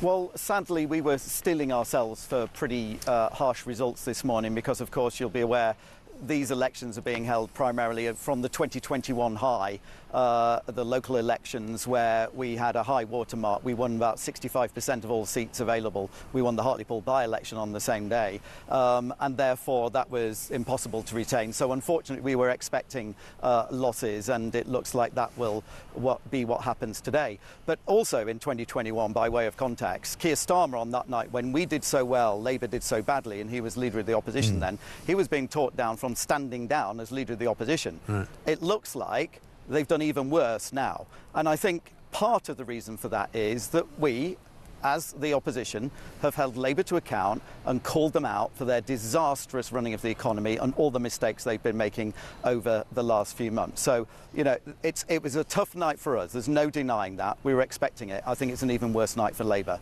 And, of course, they've lost Runcorn, one of their safest seats. Yes, I mean, and that is really the sort of jewel in the crown for reform, who really are on the march. I mean, Nigel Farage, you might have heard there in our intro to this hour, saying that he now believes reform are the true opposition in this country. What would you say to that?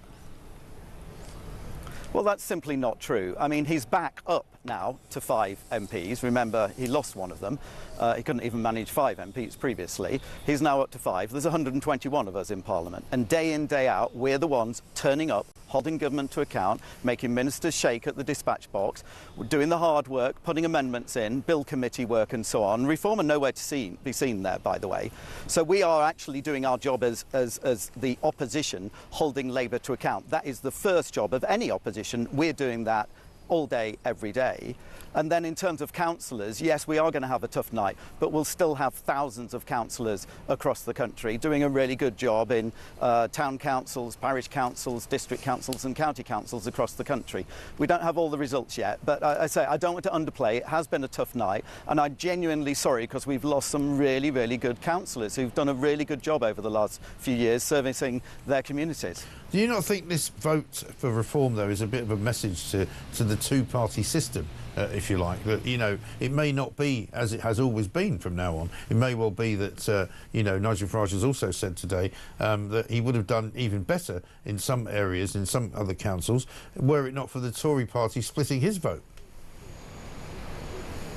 Well, look, last year I think it was crystal clear you vote reform or vote Labour got reform. So, you know, vote reform got Labour, rather. Look, the challenge is that these are difficult times, and it's not surprising that given we lost so many seats at the last election, we have to show the humility and understand why it is that people booted us out in the general election. We're going through a process of renewing the party, renewing our proposition, and of course Kemi's been leader for 6 months. This will take a long time. But the era of multi-party politics has been here before. Back in, I think, 2013, UKIP, as it was then, I think got 22% of the vote in local elections. So, you know, we have had circumstances in the time where parties other than Labour and the Conservatives have had pretty hard, you know, pretty large chunks of the vote. Yes, but I've never heard people speaking in the way that they do now, and we hear from people every day on this station in particular who say they're just fed up with both parties. They call them the uni party. They refer to Labour and Conservative as basically the same, and they don't have any time for them anymore, and that's why they're moving to reform. And they've never really had a viable party. I mean, UKIP was never really a viable parliamentary party, but reform clearly now is. Well, UKIP did have MPs, and they won a couple of by-elections as well. Yeah, not really, though. But, I mean, one of their MPs was just given the seat, wasn't he?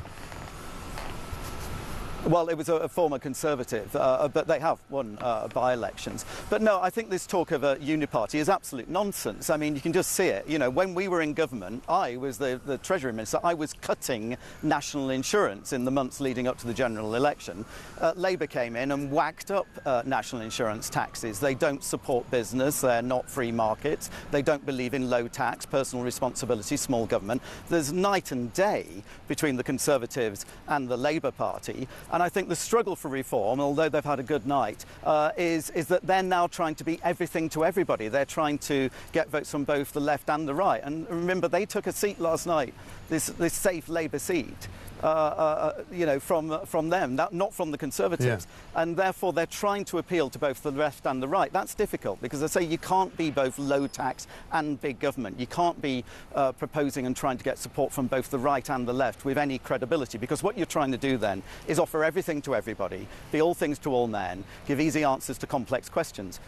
That's not government. That's, you know, when you're in government, there's hard choices and it's much more difficult. Yes, true, but you can't claim to be the party of low tax when the Conservative government put up taxes higher than they'd ever been since the Second World War, and you can't claim to be the party. Well, we of did controlling... out of necessity. Well, yeah, but the fact is you did it. It doesn't matter. The point is... I think this is key because, I know we had to do it because we spent £400 billion on the pandemic. Yeah, but you can't claim to be... As soon as we could start reducing taxes, that's exactly what we did. Yeah, no, I get that, but Nigel, you can't claim to be the party of lower taxes if you're putting them up to the highest level they've ever been at. You can't go, yeah, well, we only did that because we had to do it. You just can't claim to be the party of low tax, can you?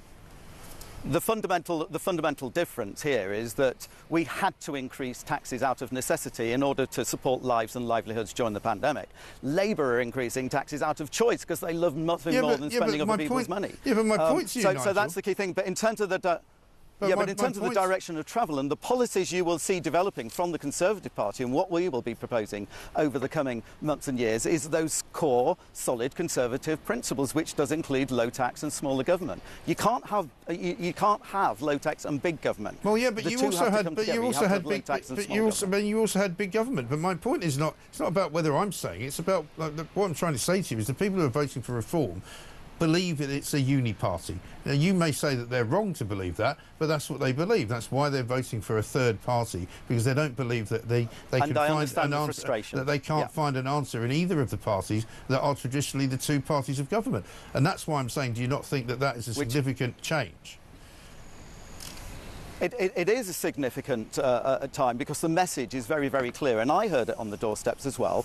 People want the Conservative Party to be adopting core, sound Conservative policies and principles. This is exactly what we will be doing. This is exactly what we are doing. We're doing it day in, day out now by opposing Labour in the Chamber of the House of Commons, and our policy renewal and policy development process is developing precisely Conservative policies, Conservative principles, because we want to be an alternative government. We want to make sure that we can get this Labour lot out and us back in.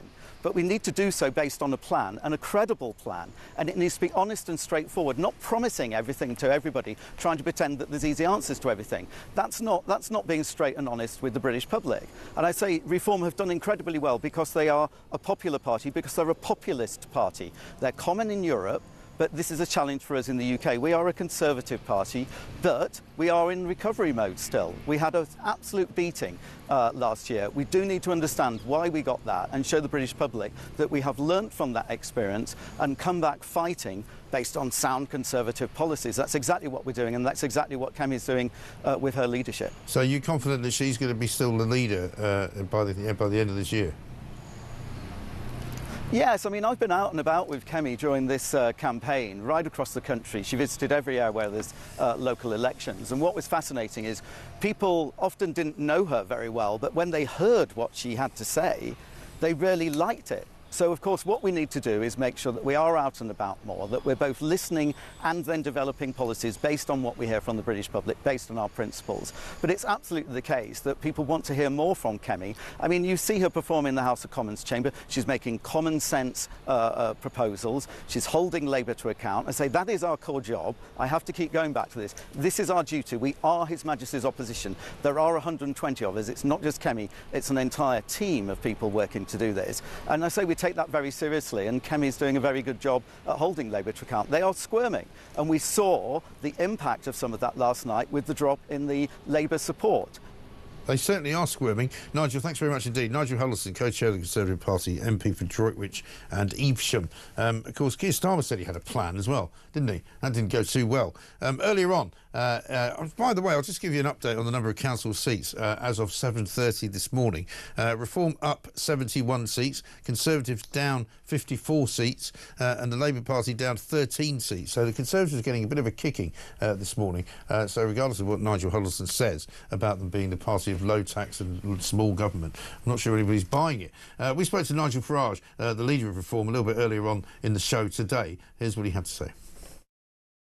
The Runcorn victory, you know, it may on paper look like a small margin, but it's a huge win. Yeah. I mean, we've won something here in a safe, historic Labour seat, one of their safest seats in the country. And also, if you look at the results in Doncaster, North Tyneside that have come through already, you'll see 25, 26% swings from Labour to Reform. But at the same time, go to Lincolnshire, traditional, safe, solid blue Conservative county, and Andrea Jenkins has won that by a country mile. We're on the verge of taking control of Staffordshire County Council. So we're basically, the message from the night is that we are now the opposition party in England, indeed the UK, to Labour. And actually, it was Conservative votes that stopped us winning even more. They were the ones splitting our vote, and that's the big change. Yeah, absolutely. And in funny sort of way, if all of the councillors had been voting, because many of those who were not voting because of the rearranging of the boroughs and all the rest of it, they would have been more Labour councils as well, which you might have taken. There is no reason for this at all. You know, Kent voted, but Essex didn't. Suffolk didn't. Norfolk didn't. Sussex didn't. Hampshire, Isle of Wight. Indeed, on the polling, the 9 cancellations were in our strongest counties. Yeah. Funny that, yeah. Isn't it? Well, this is the Funny thing, and that. you questioned it at the time, and no, I couldn't find anybody in any place of government or even in sort of, you know, political analysis who could explain why they were doing it or even what they were doing. Nobody really knows. No, connivance. It suited the Tories, it suited Labour to cancel some elections. They obviously couldn't cancel all of them. But look, you know, in life, you have to deal with the hand of cards that you're dealt. We are thrilled. We've made massive increases in our vote share right across the country, and at the expense of both the Conservative and Labour parties. So we're really, really thrilled, and now we sit down and we plan for the Scottish and Welsh Parliament elections next year. And how much pressure do you think, Nigel, does this put on the Prime Minister, who will surely have to take very, very heavy losses here over the course of the next few hours, and will surely have to rearrange his cabinet, it will have to rearrange his government? You know, you could have a massive effect here. Well, I tell you what, one of the big things here in Runcorn, people saying to me, I get up at 5 o'clock in the morning, I cross the Mersey into Liverpool, I work damned hard on the building site, I'm paying more tax than I ever did, and yet down our street there are 10 men from Iraq living in a house who cross the English Channel, and I'm paying for them. Yeah. And I honestly think that the impact of all these young men crossing the Channel, coming here and being everything given for free, is leading to a deep sense of unfairness, even bordering on resentment. What is Starmer going to do about that? Is he going to smash the gangs? Is he hell? No, this government, you know, we're not even 10 months in. This government is in deep, deep trouble. It really is. And the story this morning that we would have been highlighting had it not been for your incredible win at Runcorn, benefits claims by refugee households have increased by 33% in 1 year. This is in the Telegraph. The amount of universal credit paid to households with at least one claimant who was a refugee rose to £1.1 billion in 2024. I mean, it's a joke, isn't it? It's an absolute disgrace. And I promise you, that the Party of Workers is no longer the Labour Party. People whose alarms go off in the morning and go to work increasingly are going to vote for us. It's wrong, it's unfair, it's anti-British. At every level of the public are waking up. And by the way, this issue damaged the Conservatives, if you remember, in the last couple of years of their administration, this in the north of England. Because what they do, they send most of these young men to the north. Yeah. Because rentals are cheaper, blah, blah, blah. And maybe even a bit of out of sight, out of mind from London. And this issue will grow and grow. The other big one, by the way, is net zero and the cost of living. Yeah. You know, I mean, Labour promised to reduce electricity bills by 300 quid. Well, they're up by 300 quid. And that's another big, big issue. So Starmer has got huge problems. Starmer has got massive problems. We're hoping to hear from him at some point in the next half an hour or so. We'll see whether we do. Mark from Devon says, Nigel Huddleston seems a little rattled, don't you think? Keep up the common sense. And one here from Carolina. Good morning, Mike. Please tell Nigel he is unconvincing and deluded. The Tories need to wake up and smell the coffee. I'm an ex-Tory voter and now a Reform one. Yeah, he didn't seem to want to understand why people are moving away from the Tory party and the Labour Party, but at the same time. You know, from Ian, he says this: those words from Nigel Huddleston show how completely out of touch the Tories remain. He says that they are holding the Labour Party to account. What rubbish! The public are voting in large numbers for reform because both the Conservatives and Labour are so woeful. To suggest that the Conservatives are the real voice of the electorate is blatantly wrong, and unless they admit to this and admit their failings, they will never return to power. And I think that's really the key to this, isn't it? The Labour government are in charge now because the Tories were so bad and people were so fed up with them that they wanted to kick them out at pretty much any price.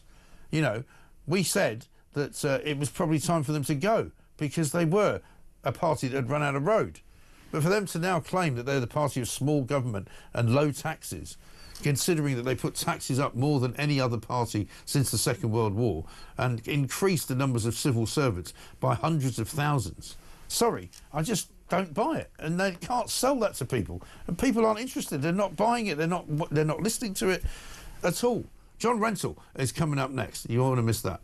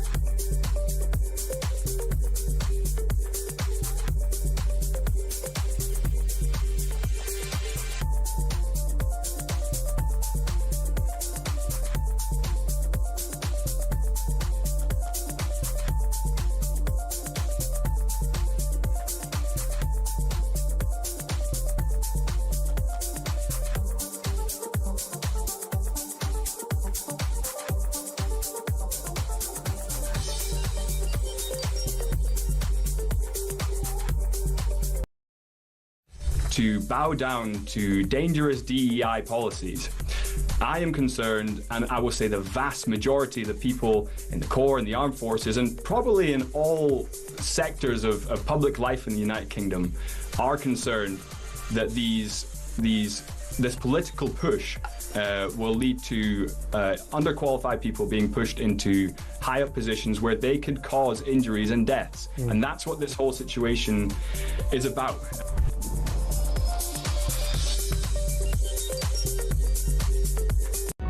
Across the UK, on DAB+, on your smart speaker, on your smart TV, and on your side. This is Talk. Welcome back to Morning Glory, 9:25. I'm Mike Graham with you all the way through until 10 o'clock. Just before we start the show at 6 this morning, if you're only just joining us, we were able to break the news to you that Reform have won the Runcorn by-election by some considerable margin. It used to be 4 seats in the first count, then Labour asked for a recount, and it went to 6 seats. People are saying it's a small number, but actually is it really a small number? Because at the end of the day, the swing is absolutely huge. It was one of Labour's safest seats, previously held by Mike Amesbury, of course, who lost it as a result of punching one of his constituents, who didn't take too kindly to that. He was then charged and convicted of criminal assault. He didn't go to prison, but he had to step down. And now Reform have got back to 5 MPs. They've elected a woman by the name of Sarah Pochin, I think it is. We're going to learn more about her as we go forward. We've also got Dame Andrea Jenkins, who is now the new mayor of Lincolnshire. And it's expected that Reform, currently up 71 seats in the council elections, as far as we know, up to 730, could be in control of a few councils around the country as well. So a pretty poor night for Labour, an even worse night, some might argue, for the Tories. But Nigel Huddleston, who was just trying to defend the Tories' record there, not taking it terribly well. Let's talk to John Rentoul, chief political commentator at The Independent, because I suppose you might say, John, I told you so. Did you? Good morning. Well, I mean, I always said that Reform were going to win Runcorn. I always said that. So did I. Well, that's what I mean. I thought you would say. I thought they were going to win comfortably, and I think actually they fell a bit short. But it was clearly Reform's night. I knew they were going to do. Yeah. They're going to do well. They're doing extremely well in local council elections as well. I mean, that's where I thought they might falter. Yes. But as you say, they're just taking seats off the Tories hand over. And they did remarkably well in terms of numbers in Lincolnshire with Dame Andrea Jenkins. Well, indeed, and they gave Labour a real run for their money in North Tyneside, which really ought to be a safe Labour place. Doncaster was close as well, and West of England. I mean, Aaron Banks got a lot of votes. I was quite surprised by that. And also Hull and East Yorkshire, I think, still to come. Well, that's this afternoon, yes. Reform are hopeful. I mean, Reform should win that. They're hopeful of winning that one as well. So, I mean, a big night. I suppose the several questions arising from it. One, is this the beginning of something new happening? Some people are saying that, it could be the beginning of the start of a different type of politics in this country. So not so much dominance by the two main parties, Labour and Conservative, because the Lib Dems don't look as if they've done too well tonight either. No, I mean, the Lib Dems ought to be doing a lot better than they are.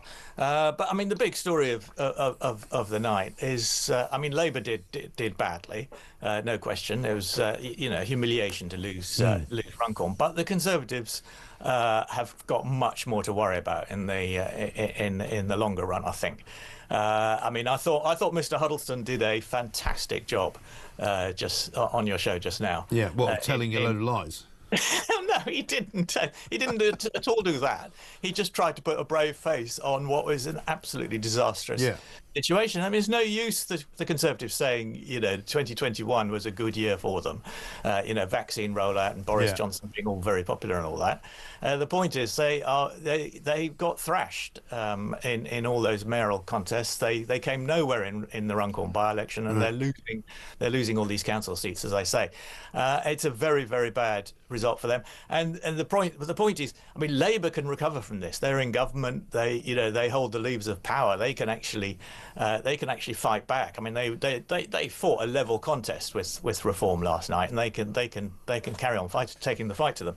But the Tories risk being eclipsed. Well, that's the problem, isn't it? And so that, I suppose, takes me back to my original question: is this a slight resetting, if you like, or a recalibrating even of our political system? In that the Tories have been a magnificently dominant party in government for the best part of, I mean, even longer than I've been alive. We're talking probably going back 100 years.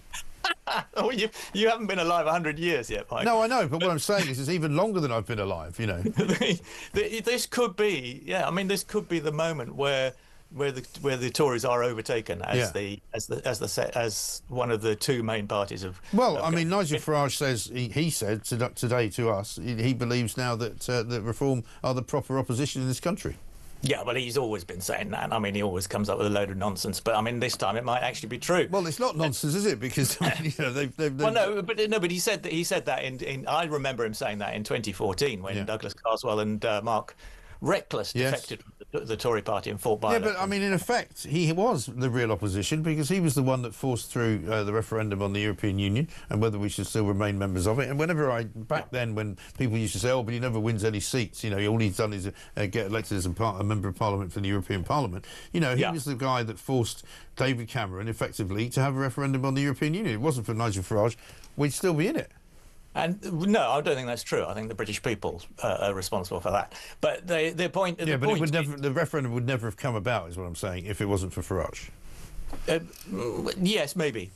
I mean, I think Boris Johnson might contest that claim as well. But he can't even remember what he thought back then. No, but I mean, he's changed his mind so many times.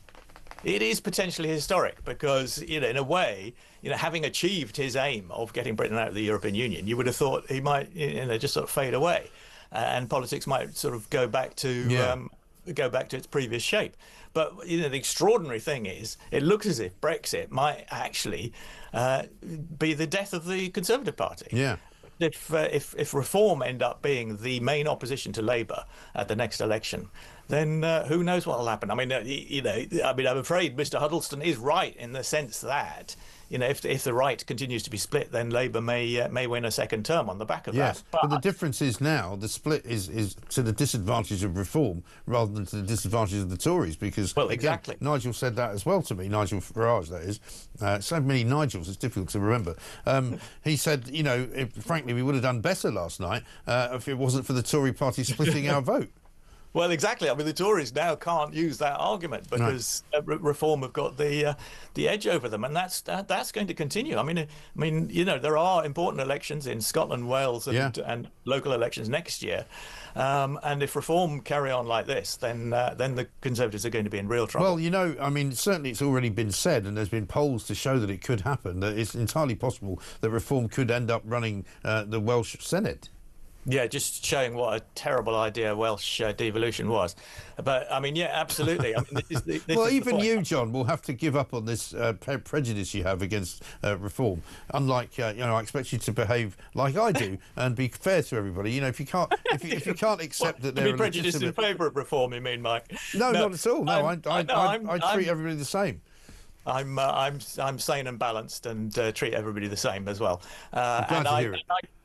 I totally understand what why a lot of people think that Reform is worth voting for. I think they're mistaken, but I can completely understand it, and I think the Labour Party understands that. I mean, I do think Morgan McSweeney, who was the architect of Keir Starmer's victory last year.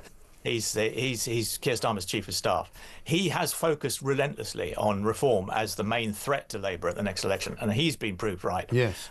But of course, much of the warnings that they've been giving out and all of this stuff that they've been putting out on social media and adverts all over the place saying that Reform are basically going to kill off the National Health Service and they're going to make it into a paper visit sort of type of organisation, that Nigel Farage is personal friends with Putin. None of that has worked, because if it was going to work, people wouldn't be deserting the two main parties, because the people who want to vote for Reform, as I said to Nigel Huddleston, are fed up with the two main parties, and that's the problem.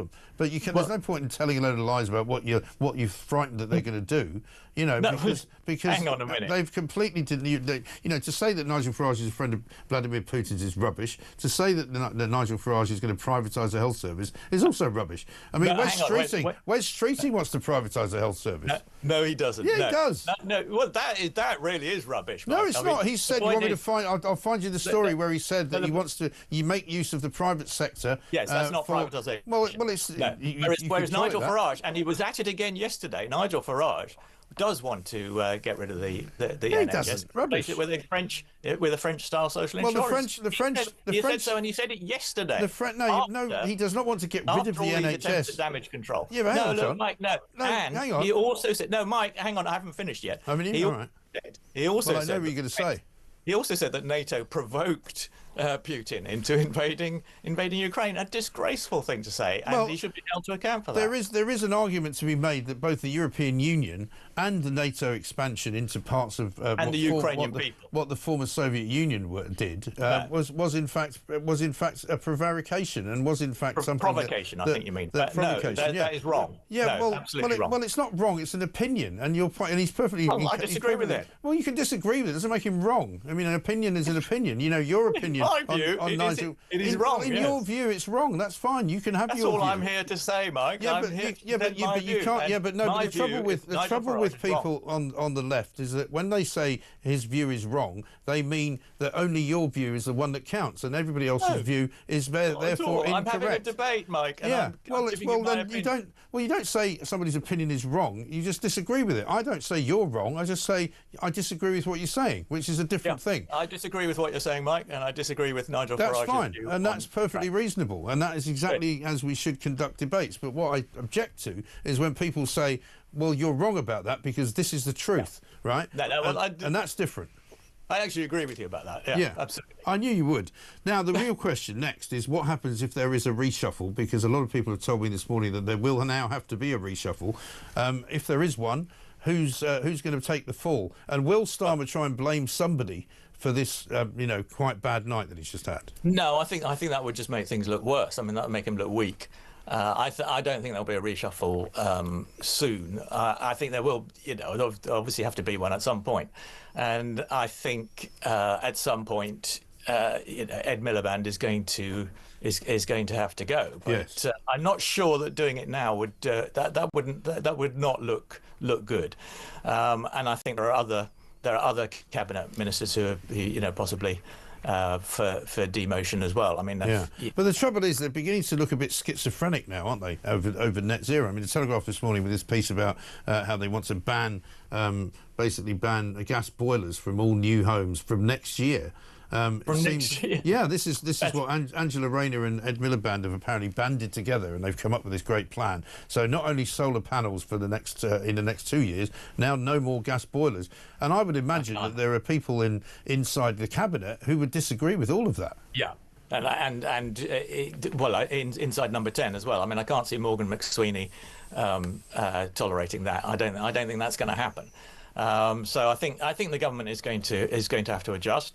I mean, its problem is, of course, is if it appears to be giving in to Nigel Farage, if it tries to raise immigration as an issue, yet can't solve it.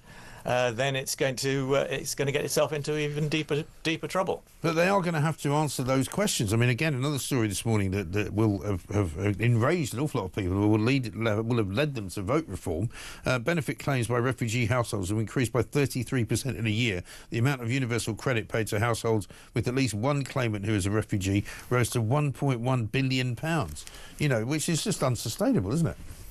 Well, yes. I mean, this is a known problem, and the government has not yet got a grip on it, and that is something that is going to keep fueling reform support for some time. And there doesn't seem to be the sense of urgency and the sense of priority. I mean, the problem with this Labour government is it seems to be trying to do too much. In my view, it really needs to focus on just 2 or possibly 3 things, which is the NHS, immigration, and the economy. Well, if they could get something right, that would help them as well, as opposed to getting everything wrong. Yes, absolutely. I mean, they really do need to get something right.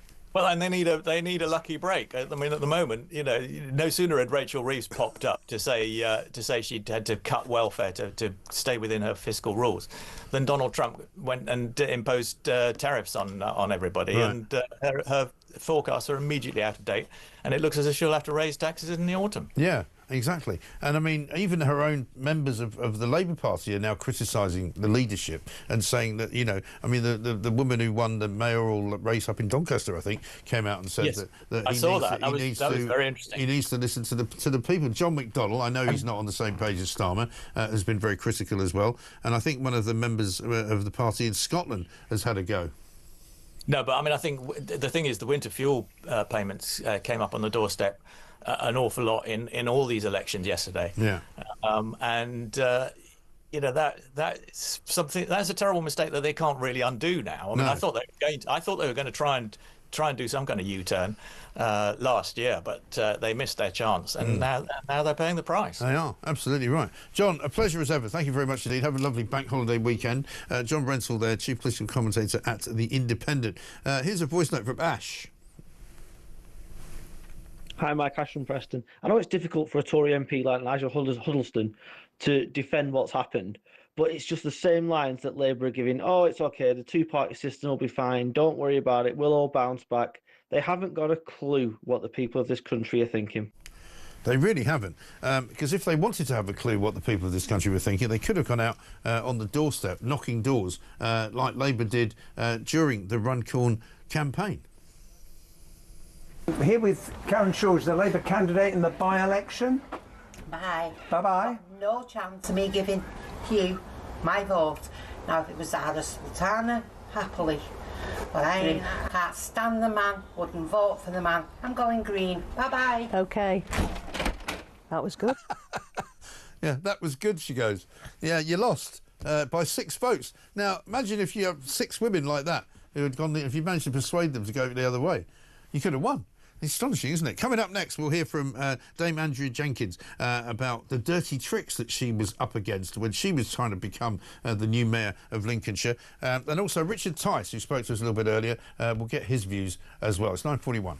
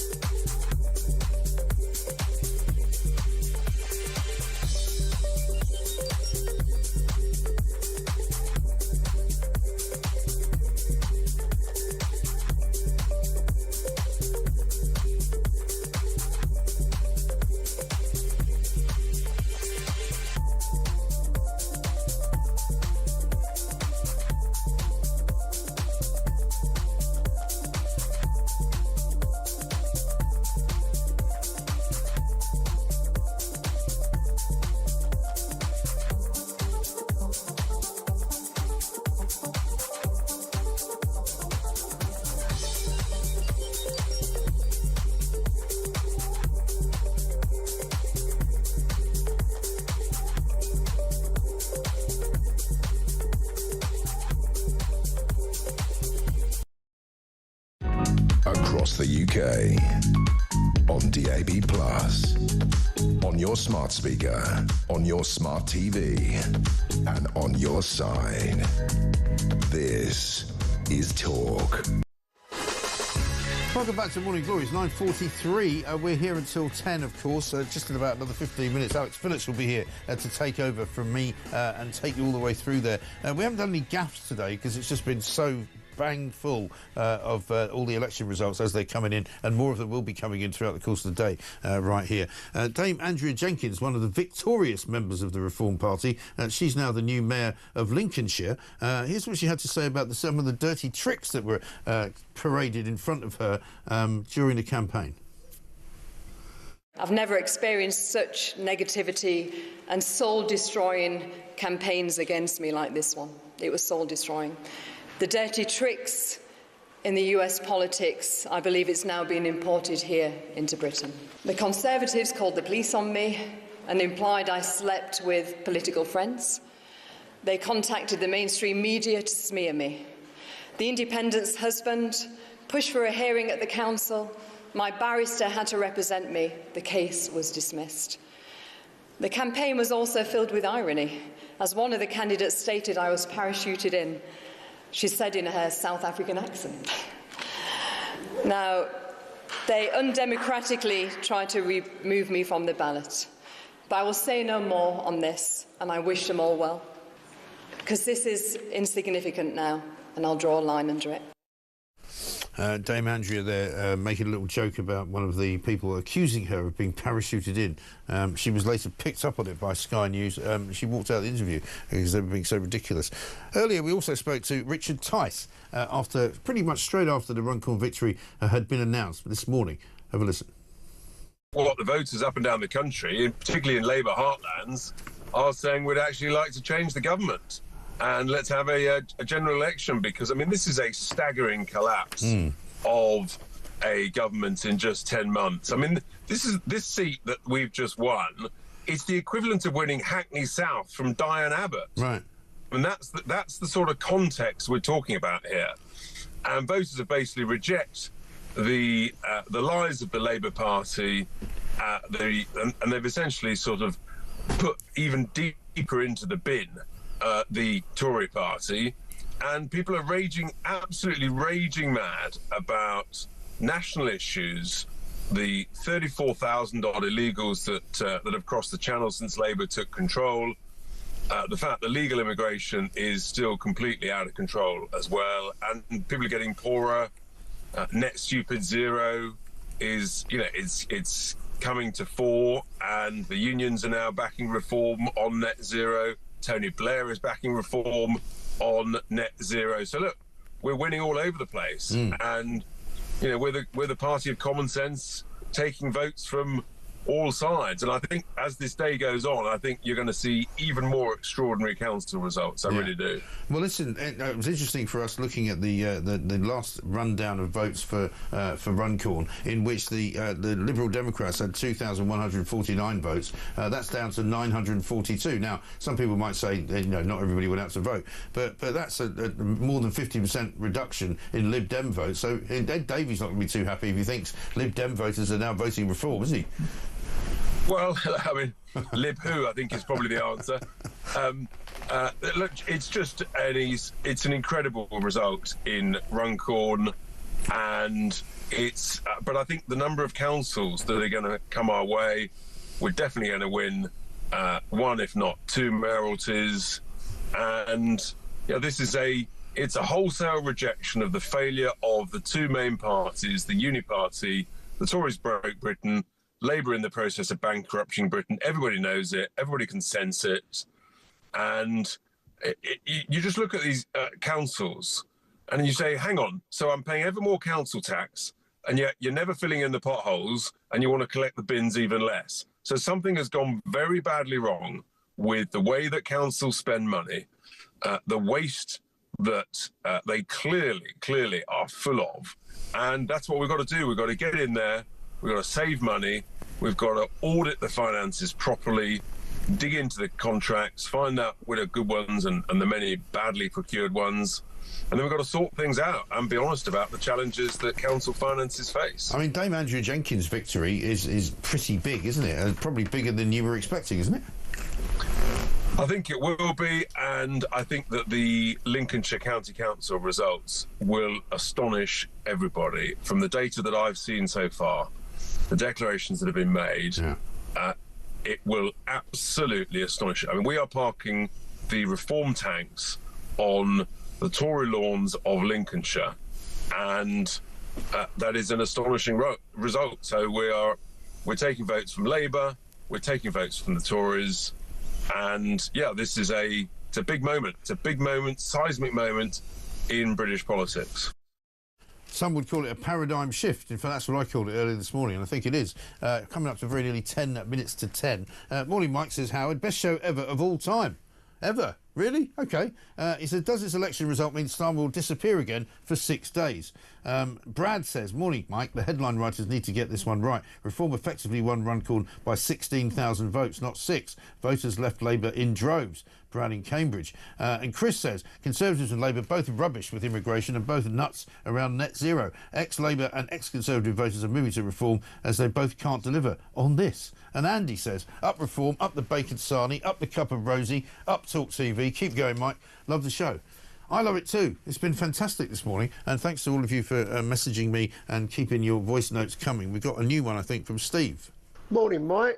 One thing I've noticed, you can hear it in everyone's voices who's phoned in or left voice notes or whatever. Everyone seems to have a real spring in their step now, and it's given us hope. And also, it shows how bad Labour are, that it's come all the way until May to get the first feel-good story in politics. Keep up the good work, and congratulations to Reform with Nigel.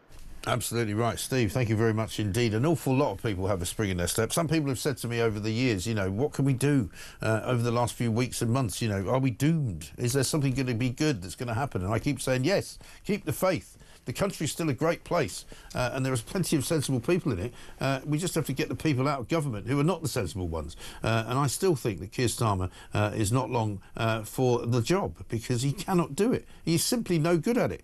By the way, latest count, Reform up 79 councillors and the Conservative Party down 62, Labour down 13. So it's pretty much a straight swap, more or less. Labour and Conservative for Reform. That's the future. 9:51.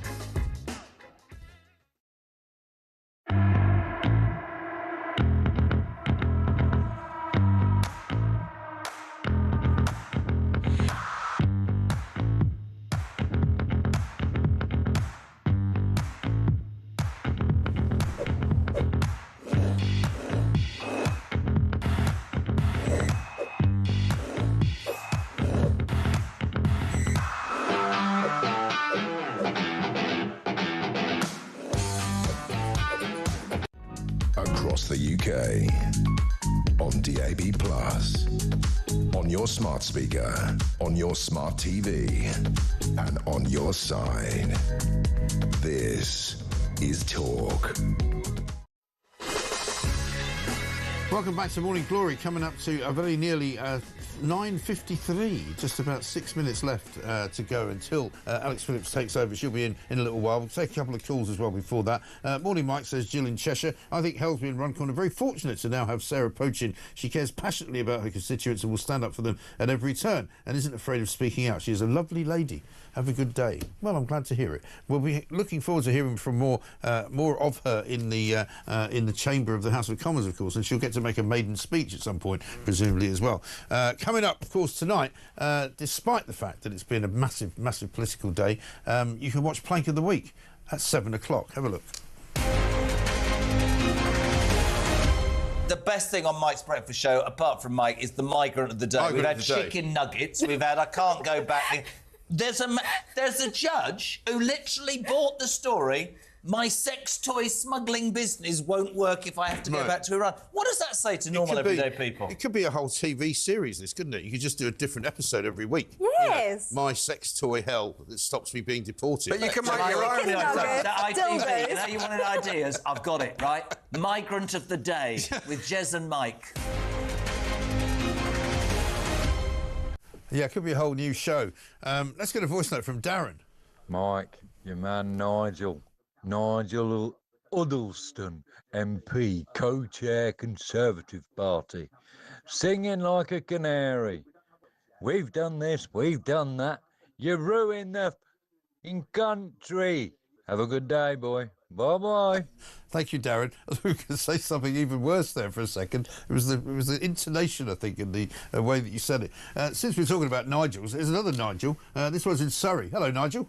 Good morning, Mike. Morning, sir. What can I do? Well, Starmer's supposed to be the great champion of equal rights. Oh, He yeah. doesn't give equality to England.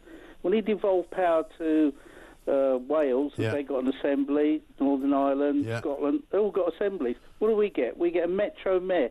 They're just going to be Care's commissars. Yeah. They'll do whatever he wants. They'll override local objections to pylons, windmills, solar farms. You'll compulsory purchase land. I mean, if we had an assembly in England, that would take power away from That Keir. would, That's yes. why he doesn't want it. Yes, I'm because sure. we'd have to end up with a federal parliament then.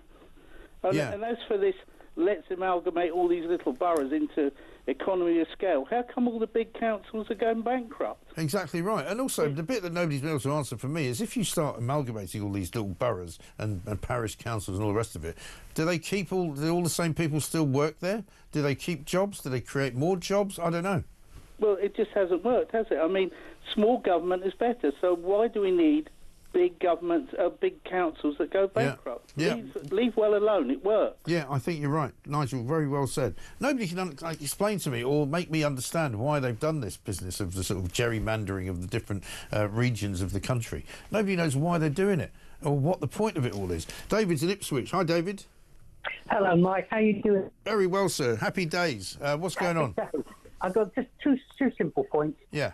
You can't have more of a coward than Starmer. Yeah. He can even go up to Runcorn to listen to the people so he could work out what was going wrong. Not that he needed to work it out, because if he doesn't know already, then we are in danger. Yeah. But he couldn't even be bothered to go up there, probably because he could then say, well, it was nothing to do with me, I didn't even go. Yeah, right. Yeah, that's stupid. And secondly, Mike, next time you have a lady politician on there who's very quick to tell everybody that one of the great things they've done is they've given the low paid the biggest pay rise he's ever seen. Couldn't you just remind them they haven't given him anything? They've put that liability onto the employer, and the employer will probably either sack them or end up going bust. Yeah, exactly right. Completely right. Smoke and mirrors and lies. David, thank you very much indeed. A pretty good ending for the show, I think. Smoke and mirrors and lies. So that's the Labour government. Hopefully not for much longer. Alex Phillips is here. Very good morning. Good morning, indeed. Isn't it? Isn't Morning it glory. just? Yeah. This is what it feels like to be at the beginning of a revolution. Doesn't it just? I mean, this is history in the making. And I just want to contextualise what's going on here. Yeah. Some of the results we're seeing Lib Dem councils going to reform, Labour councils going to reform. We're seeing majorities of 40,000 in mayoral competitions. I think by the end of today, we're going to see a massive reform earthquake, and it will be the first time in a century, in 100 years, that a non-legacy party tops a national election. Yeah. This is huge. It is. I've been saying it all morning. It happened just before we started at 6 o'clock, and we've just been running with it the whole 4 hours. It's insane. Because people are really happy. I mean, people are ringing in and saying, you know, I've got a spring in my step. This is the first time for ages that I felt this good. I feel quite emotional about it. I really do, because, you know, people know my past, that I was head of media for UKIP, a Brexit Party MEP. Well, you've I've been on the journey, haven't you? For 20 years. Yeah. And to see this happening today, I have no doubt now, deep in my bones, that Nigel Farage is our future Prime Minister. Yeah.